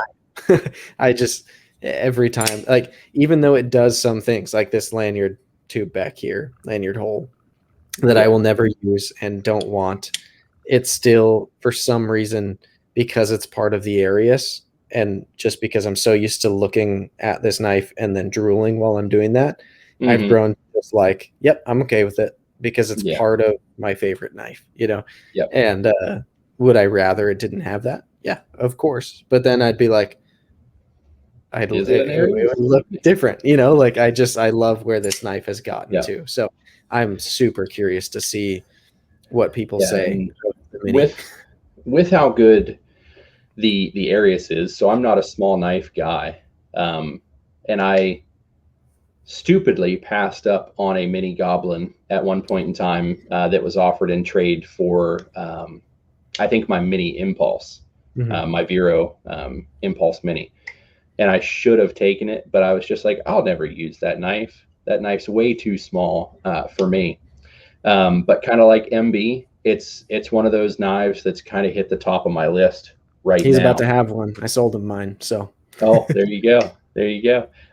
I've actually been considering putting my, I've got two Jaegers. I've really been considering putting up the other Jaeger as trade bait for a Goblin, because I think there's somebody out there that might have a Goblin that just really wants a Jaeger.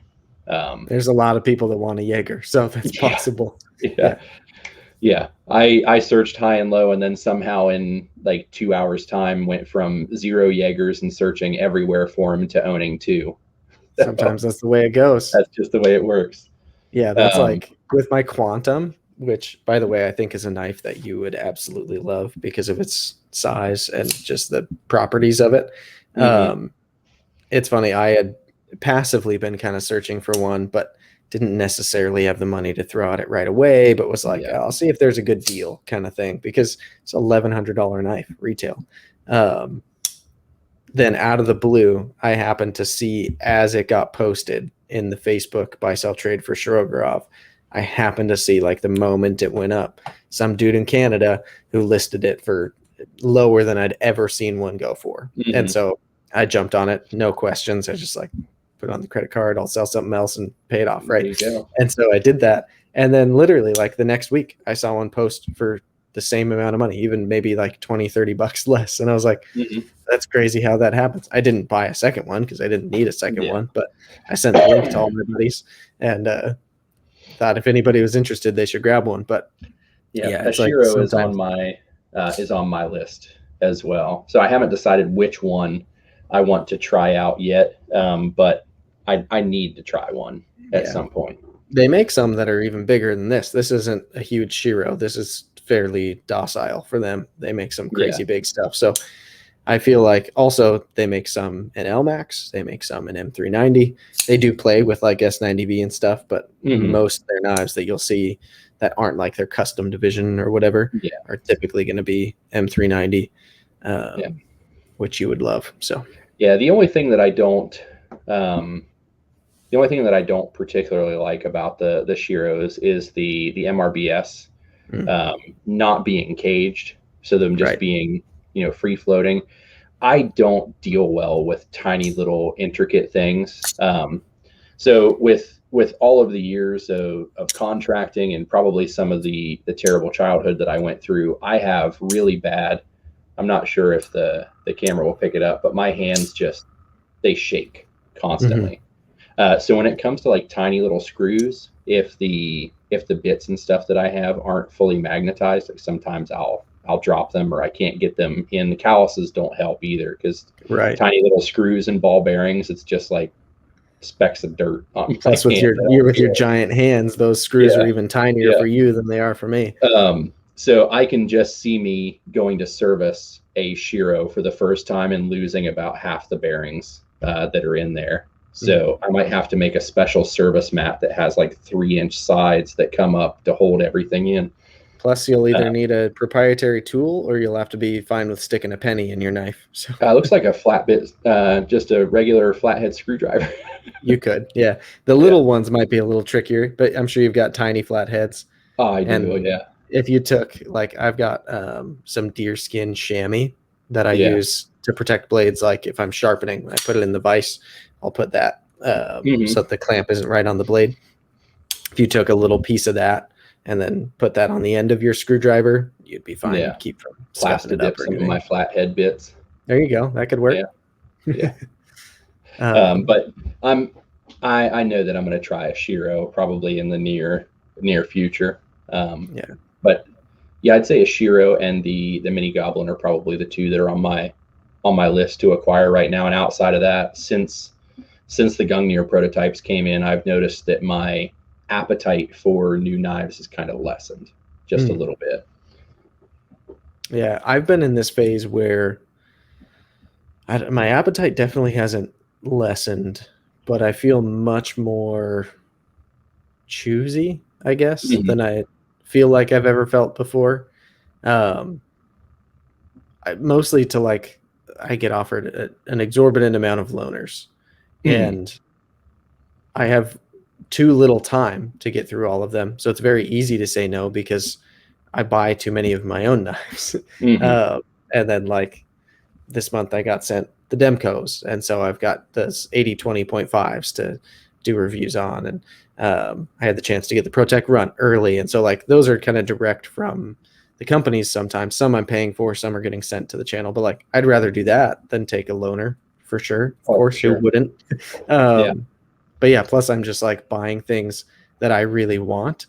And so I don't know, I'm just in this space where it's like I just feel very particular about what I'm even willing to bring in. And I'm going to podcast this coming week with Brandon, Everyday Minimalist, and I want to talk to him about that because we're really different in that way. He's very like, this is what my followers want to see. And so that's what I'm going to make a video about. And I just don't maybe that's the wrong way of thinking for me. That's a pretty big self-sacrificing attitude there for him. You know, like, this is what my followers want to see, but maybe not what, you know, like, maybe he didn't want the Benchmade gold class, but his followers wanted him to have the Benchmade gold class. So I think you know, there it Benchmade was. wanted him to have the Benchmade gold Yeah, class more on than his channel. likely. That's what happened. Which, don't get me wrong, if Benchmade wants to start throwing gold class knives at me, I'll make videos too. Yeah, I'm not too proud for that, but I'll abuse the daylights out of a $700 gold class Benchmade for him. A Tengu flipper, which I already gave a lot of crap to in my review of the non-gold class one. That would be fun. Yeah. I don't know. I think there's definitely, it's not even that I don't understand why other like content creators look at it that way, and they're probably right to look at it that way. I just don't have it in me, whether it's pride or I don't know what it is. I just don't have any desire to, like, oh, because people want to see all the new Civivis that come out, I'm going to make a point to get every new Civivi that comes out. If they gave me every Civivi, I'd be bummed that I had to make that many Civivi videos. Yeah. It's not interesting.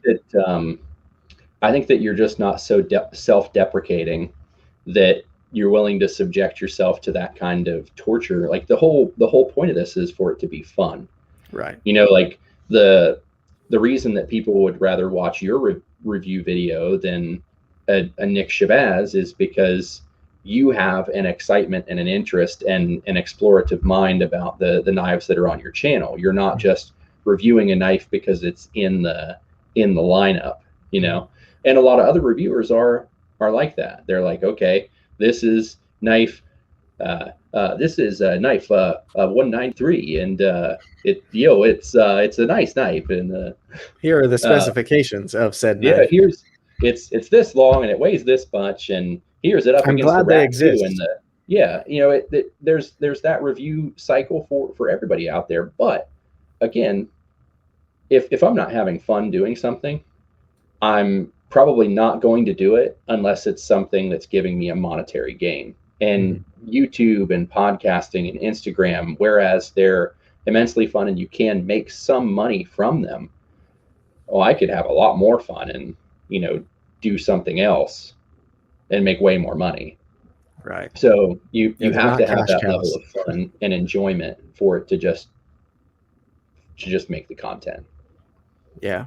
I think it's interesting, like, looking at other content creators. I'm so glad that there are tabletop guys, and I'm so glad that there are people who will buy everything that comes out, or have it sent to them, or however it works, so they're reviewing all the new stuff, because it's just like, I don't know, like, to me, this is what I consider my job, right? Like, YouTube, the podcast now being part of it, this is not my primary income. Working with my wife and doing her content creation is what actually puts the bread on the table, but like, this is a side hustle at the very least, and I have been full-time at it for a long time now, and the money is important that does come from the ad revenue and all that, but like, it's not enough for me to want to do it in a way that I wouldn't enjoy. And I feel like if I do that, then my content would also start to suck. Just who I am as a person. I think other people have an easier time with that. There's other people who can say, please like and subscribe every video. I can't do it. It just doesn't work for me. Yeah. And it's that whole like salesman thing that makes you feel kind of skeevy. I know that we've had this conversation in the grog. And I think Bob made fun of me a couple times because I outsource a lot of my inspection business. You know, like, I could be making an extra so many $1,000s a year if I did termite inspections instead of outsourcing it. I could make a considerable amount more money if I inspected septic systems and if I did this, that, and the other. But I hate to be that person where somebody calls and they're like, we want you to do an inspection. And I'm like, okay, I've got you booked for an inspection. And now you also need this service and this service and this service and this service. And this is why you need all of them. Well, we don't really want all of that. Well, you need it because I offer it and you need to give me your money. Like, I just so much more appreciate the somebody genuinely wanting something from me enough that I don't have to sell it. And that's that same thing with YouTube. Like, if you want to watch my YouTube channel and you enjoy the content that I make, you're going to follow it. You're going to subscribe to it if you like it. I don't have to thank you. sell you into it. Like, Yeah. I'll continue to make content for you and try to keep you happy and do my thing and try to keep me happy. But I'm not going to be like, I'm the best YouTube channel ever. Subscribe, like, share to your friends. Right. You know, it just feels skeevy to me. Yeah. I think I by no means am I at a stretch of the road where I'm like, I see an end for making knife reviews. I'm certainly like, there's a lot more of that's going to be happening, and I'm not to the bottom of knives yet. I don't know if I ever will be. Not with all these designers popping up out of the woodwork. Right. But what's been interesting has been starting the podcast, because now this is episode 23, right? Mm-hmm. And this is totally different from making the knife content.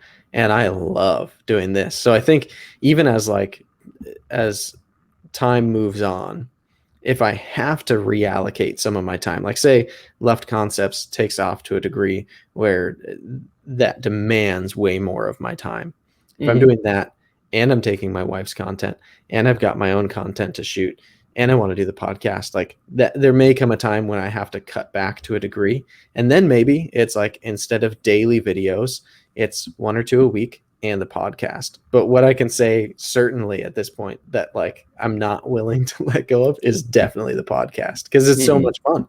And it's like, it's been one of the most beneficial things for me, not just like for the content that comes out of it. In fact, they're definitely not my most viewed videos, or like, even when you add all the listens across podcast platforms, like they don't perform incredibly well for me. But the things that I learn from the people I get to sit down with and have these conversations, it's invaluable. Yeah. And you do your podcast. You've got, it's just the Renegade EDC podcast, correct? For those who are listening and want to check that out. How many episodes have you done on yours? I think 11 or 12. And I haven't posted a new episode since January 20th, I think. And it's surprising that I still get messages a couple of times a week. Brandon just popped up a message in the grog, you know, like, hey, your podcast's great, you know, good listen. And I get people all the time like, I love having a podcast. You know, there aren't enough of these things out there. And I'm like, I haven't posted since January. I'm not sure. I've heard every episode of yours, but yeah, it's been a while. But it's something that I really, really enjoyed doing. It was definitely a creative outlet. Like you said, it's different than everything else. It's different than posting something on Instagram with a little typed out snippet. But again, and, you know, like you said, if Luft Concepts takes off, you're going to have to allocate your resources. Last week, this week, and next week, I'll be putting in about 95 hours, all 3 weeks in a row. It's going to take a lot of mate. I've made a couple of YouTube videos. I've made Instagram content, and that's 95 hours for my day job. So that doesn't include the leather mats that I've made, or shipping out handkerchiefs, or shipping out mugs, or talking with the companies about some of the production items that I have coming in. You know, like if I were to quote unquote be clocking in and out of that time, like I don't sleep very much. And the podcast was probably one of the most time intensive things that I've done. You know, when I did an episode, I had kind of like a pseudo script written out. So it wasn't like I'm not reading it word for word off of like a teleprompter, but I have like, this is the talking point that I'm going to start with. This is the talking point that goes into this. This is the segue that goes into this, you know, kind of try to keep me regimented and on topic. Because as we've seen in this podcast, if my mind is left to go on its own whims, I could go in 3 different directions in one question and then forget where I was in the beginning. Come with me. We'll end where we podcasts, like 15, 20. I think a couple of them were 30 minutes. The one with Will or MB was like 2.5 hours about photography, and it's probably been one of the most praised episodes that I were in love there, that one. just because MB again is such a brilliant person to talk to, and he's one of those people that you surround yourself with the people that you want to be like. So you put a really smart person in the room and you have a conversation with them, and it makes everybody else seem like they're a little bit smarter too. And I definitely felt like that, like he elevated my conversation. But for every 15 or 20-minute episode, I bet I probably spent about 3 to 4 hours regimenting what was going to be said. And the one podcast that I have recorded that's sitting on my computer right now is about patina. And I never did post it because it never flowed right. Like I felt like the information was there, but it just didn't fit the form, the mold of the podcast that I had done before it. And then right about that time when I made that one and then didn't post it was when my business just went through the roof. And ever since then, it's just gotten worse and worse and worse when it comes to time. And then now I found out that one of my competitors is closing up shop. So now I've got like all of my business, and all of the realtors that used to use him are now like, my phone rings off the hook, 15 hours out of every day. Yeah. The blessing is the curse. Yeah. The blessing is the curse. So like I'm remiss to complain about it, because I'm like, yeah, I want to be creative and I want to do something interesting and I want to do something fun that's not like crawling through the excrement that's under somebody's house. But at the same time, I feel incredibly blessed that my business can be the way that it is. But I definitely want to get back to the podcasting. I've got I probably have 100 note cards in my briefcase that are just all like conversations that I would like to have. And I do feel a little bit stonewalled into the EDC realm with the podcast, because there are things I probably have 20 note cards in my briefcase that are just talking about The Boy Crisis, that book, which I think that I could probably talk about that and it be appealing to the EDC crowd, but you kind of have to watch out what kind of tree branches you go off on, because again, I can get out of control pretty quick. But I want to get that going a little bit more, and we'll probably take the opportunity as I get closer to the pre-order of Gungner in July, where I'll do some of those things, kind of promote it and talk about it, and maybe lean into some of the Norse mythology branches that went into the thinking of that knife, and the little brother of that knife that will be the next one in the line. I love it.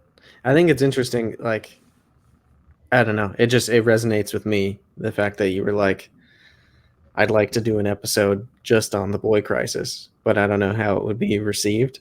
And it's funny because I have those same thoughts a lot. But as you said that, hearing it from you, I was like, no, make it. And then just say in the beginning, like, hey, this isn't going to be super EDC focused. This is going to be about this. And then people can either listen or not listen, which is generally the way I look at it. But I still sometimes have that like reservation.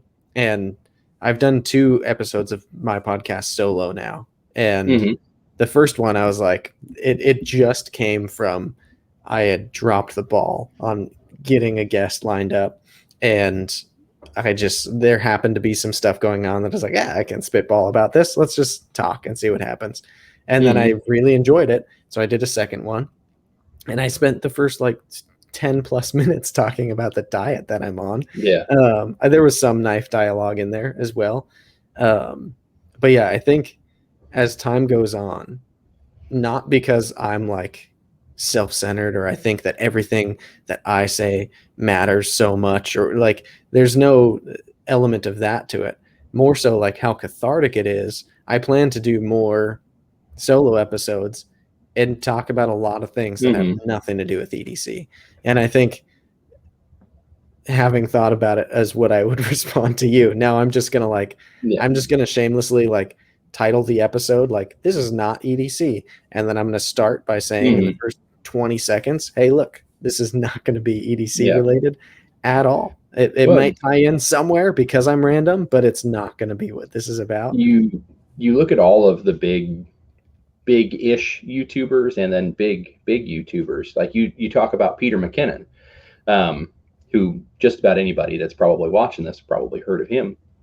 And he's mentioned in so many episodes where he's like, well, I started the Pete's Pirate Life because I felt strong armed into just one thing with my Peter McKinnon page. Mm. And I started this because I felt strong armed into this one thing. And then you look at Taylor Martin with Best Damn EDC, Mm-hmm. and he felt like so in the niche of doing his like behind the desk, this is what I do 3 episodes a week, that like this is just it, that he started a whole nother channel to try to like build and promote and monetize and work at. And like that's a second full-time job to do a second channel. I'm finding that out with the second Instagram profile, like just logging over and responding to all of the other things and then logging back to the other account. I'm like, oh my gosh, as this gets bigger, like it's not going to be sustainable.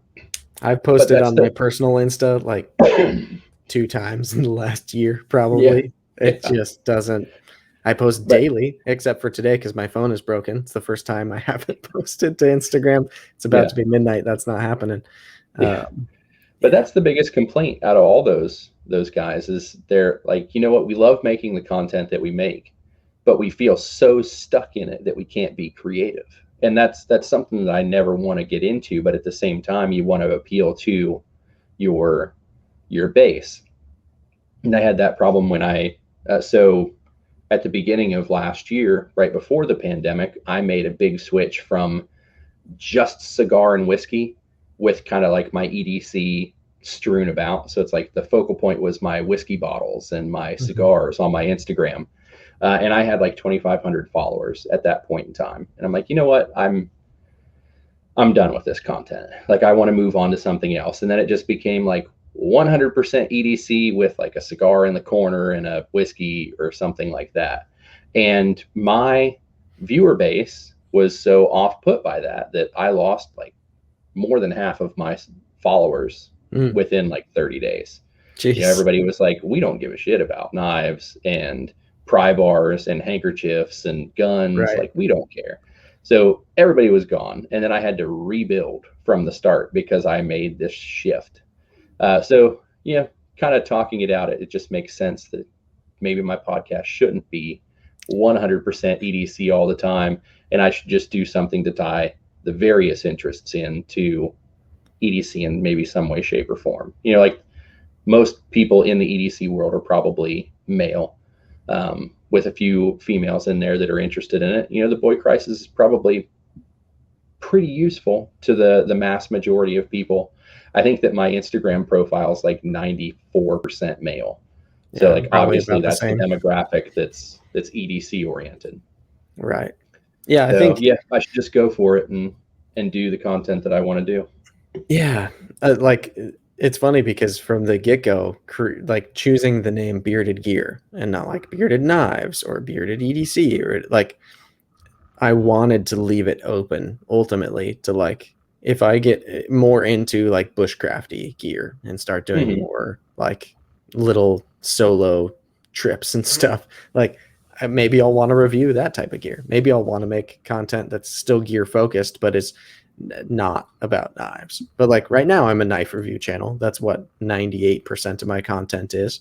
But like, I don't know. I think it's better to just go with what you actually want to be doing, because otherwise it becomes such a chore. Fanny packs. Hey, I've done that. Bushcraft hats. Yeah. Bearded gear really just puts you into. I got a badass axe coming next week, and I'm going to be featuring it on my EDC page. And as you should. The first person that's like, well, you can't EDC an axe, I'm going to make a shoulder sling and I'm going to carry it into Walmart. Do it. Yeah, you'll end up on people at Walmart and it'll be epic. Yeah. I think all the way along I've had the mentality of like, if I make content in a way that I don't want to be making it, then it's not the point anymore. Like unless there's a significant amount of money attached to that, then Yeah. maybe I'll be able to bear that. I've worked jobs that I didn't like, but yeah, I think it's possible in this realm. It's probably not the quickest or the easiest way or whatever that may be, but I think it's possible to do it in a way that comes naturally and feels natural and to become successful at it, regardless of what that definition of success is. For me, it is tied to money, but if I can get to a point where I'm a knife designer and I'm a content creator, like that would make me really happy and I'd feel fulfilled with that. But there'll have to be a balance between the two worlds and whatever else is happening in my real life too. Yeah. Yeah. And I guess there are a few YouTubers out there, I guess I think about it, that do a broad spectrum. You know, I think of someone like Talon Sai or Say. I mean, he's got a broad assortment of things that he does on his channel, you know, van life, gun, well, not so much Overlanding, guns anymore, electric overlanding, skateboards. yeah, all kinds of stuff Yeah. on there, and very successful until YouTube's recent deplatforming of him. Right. But yeah, just about finding that right. It's probably right not the right people. idea for me to try to become a gun channel now. That's No, it's the wrong time for that. you're not going to stay monetized. But yeah, like if I get a new bicycle, like yeah, I'll do a video about the new bike that I got. And what's interesting too is some of my most viewed videos are like my trail running shoe reviews because people research that on a way higher level than people research knives. You're reaching a bigger audience at that point. So I'm not my biggest video that I ever made. I think it's still live on my personal channel if I didn't delete it already. But I 4 years ago reviewed a cigar humidor. They're called a Winador, made by New Air. And the last time I looked at that video, it had like 71,000 views. Jeez. And then you looked at any other video that I had on the channel, which was reviewing cigars or whiskey. Yeah. I'm going like in depth in detail about like the 30 flavor notes that this Scotch has. And they had like 60 views. Yeah. And then all of a sudden you see one that's like pushing 100,000, just because it was a review of something that people wanted to see. They wanted an honest review about it. And once it got 10,000 views, it seemed to just like blow right up. Yeah. Yeah. My biggest video by far is my knife tricks, how to do my knife twirl. Yeah. And that's over 100K. And maybe it was a couple weeks ago, I guess PewDiePie did a video about knife tricks, and he didn't feature my video in it or anything. He featured like some Blade HQ videos, I think, and or Blade Show or whatever. And then my comment section that day lit up like, oh, here after watching PewDiePie, oh, this guy's tricks are cool too. Like all this random, all of a sudden there was another boost of traffic on it. And I was like, apparently I need to make another knife tricks video. But you need to learn some new tricks, bro.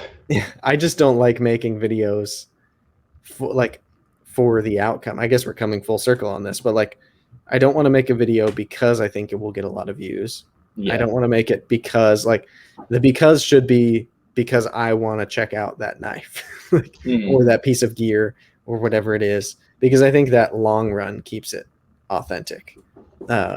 Just like negative reviews keep positive reviews authentic. Like I think if the gear that I'm bringing in is stuff that I actually want to check out, and I'm not just like, oh, because this got sent to me for free, I'm going to review it. Like, yeah, I'm just going to accept the stuff that I want, even if it is for free. I'm not going to take in, like, you know how many weird DMs I've gotten on Instagram from random tiny little, like, we're a tactical knife company. Like, we'll send you whatever products you want. It's like, nope. Delete. You like awesome knives? Best Damascus knives ever. It's Captain Damascus. Ricky's over there sending me DMs from his burner accounts. Oh, man. So we've gone for over 3 hours, right? Like 3 hours and 22 minutes right now.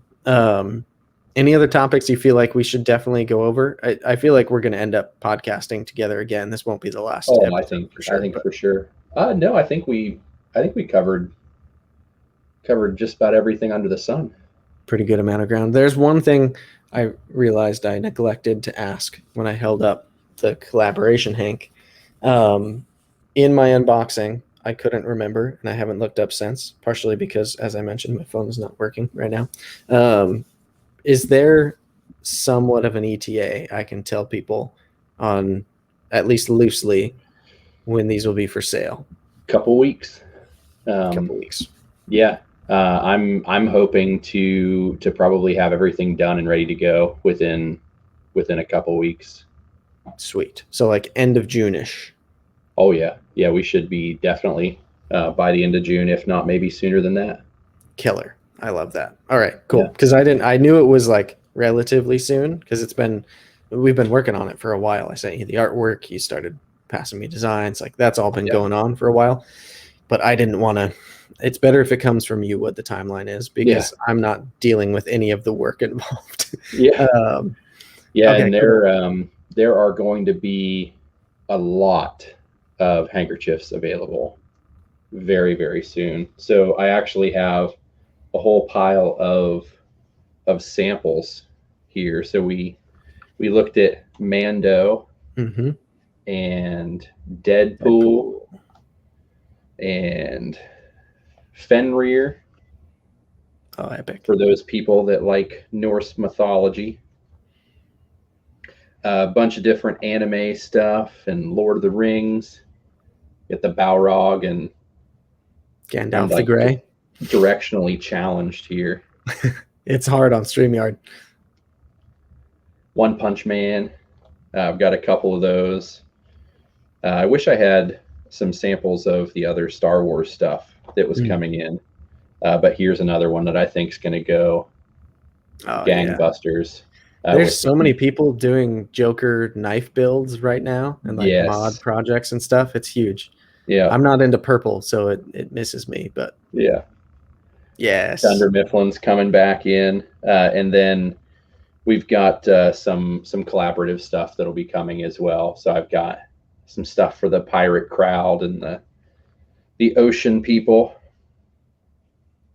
Awesome. And then bringing back the Lord of the Rings map.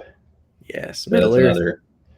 So we've got 7 collaborative hanks that'll be coming out. The Brian Brown Jaeger handkerchief should be done within a week or two. I'm going to need one of those. Yeah. A particular guy in the community that makes a really, really awesome coin that happens to be in like all of my Instagram pictures. There's a collaborative handkerchief that's coming out with him as well, and maybe a coin drop with that as well. Primo and I've got a collaborative design that's coming.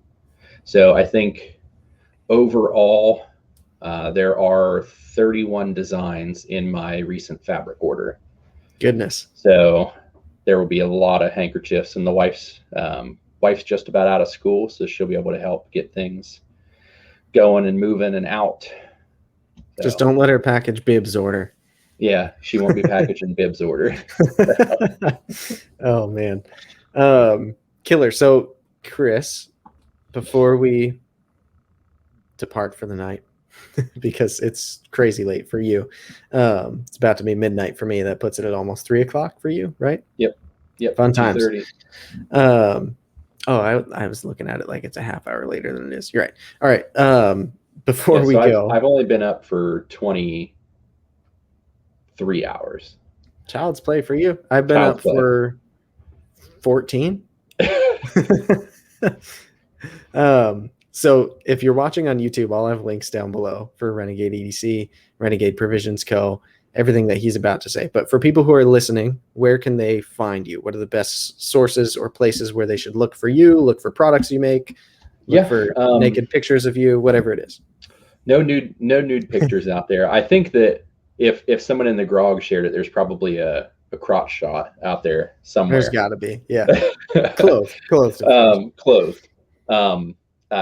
Renegade.edc on Instagram is basically my personal account at this point in time. So it's just all the stuff that whatever whim I post on there. Renegade.provisions.co is the new face of the store. So all of the store announcements are going there. That is completely devoted to products and everything Renegade Provisions Co.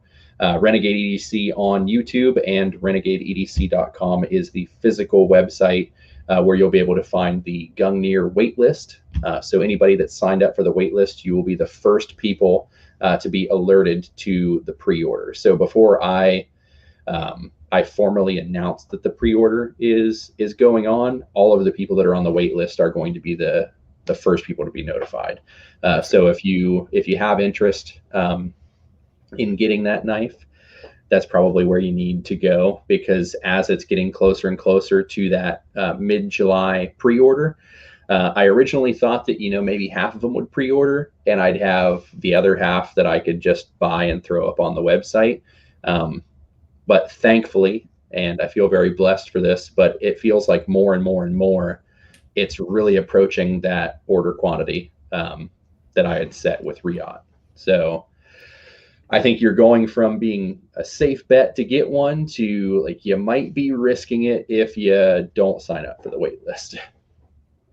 Killer. Yeah, I mean, that's pretty much it. I'm on the wait list and I'm getting one with the wire clip. And if anyone tries to get that before me, they can come catch these hands.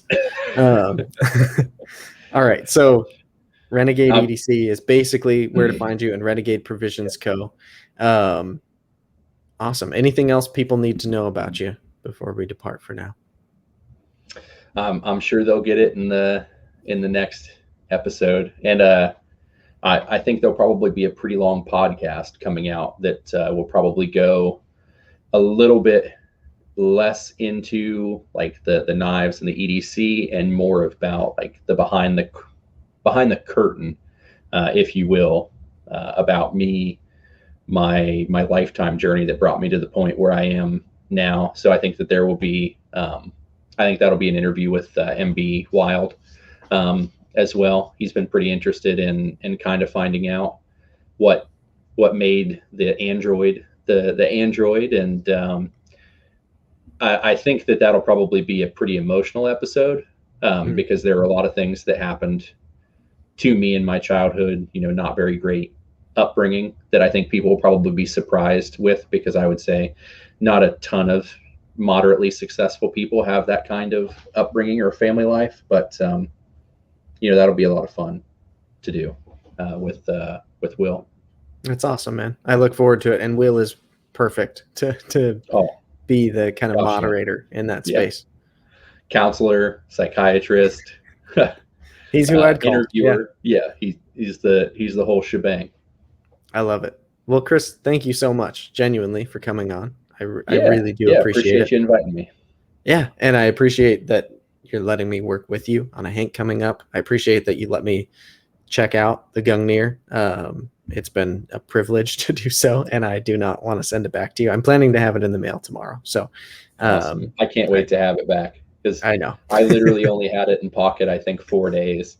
And then I was like, I got to send both of them out so that people can see it in a relatively decent amount of time. So I'm going to be ecstatic to have it back in my pocket, especially with the new colorway on it. Yeah, so, you're going to love it. So Killer, excited. Man. Well, sweet. Thank you so much. And everybody who listened all the way through over 3.5 hours of this, thank you so much.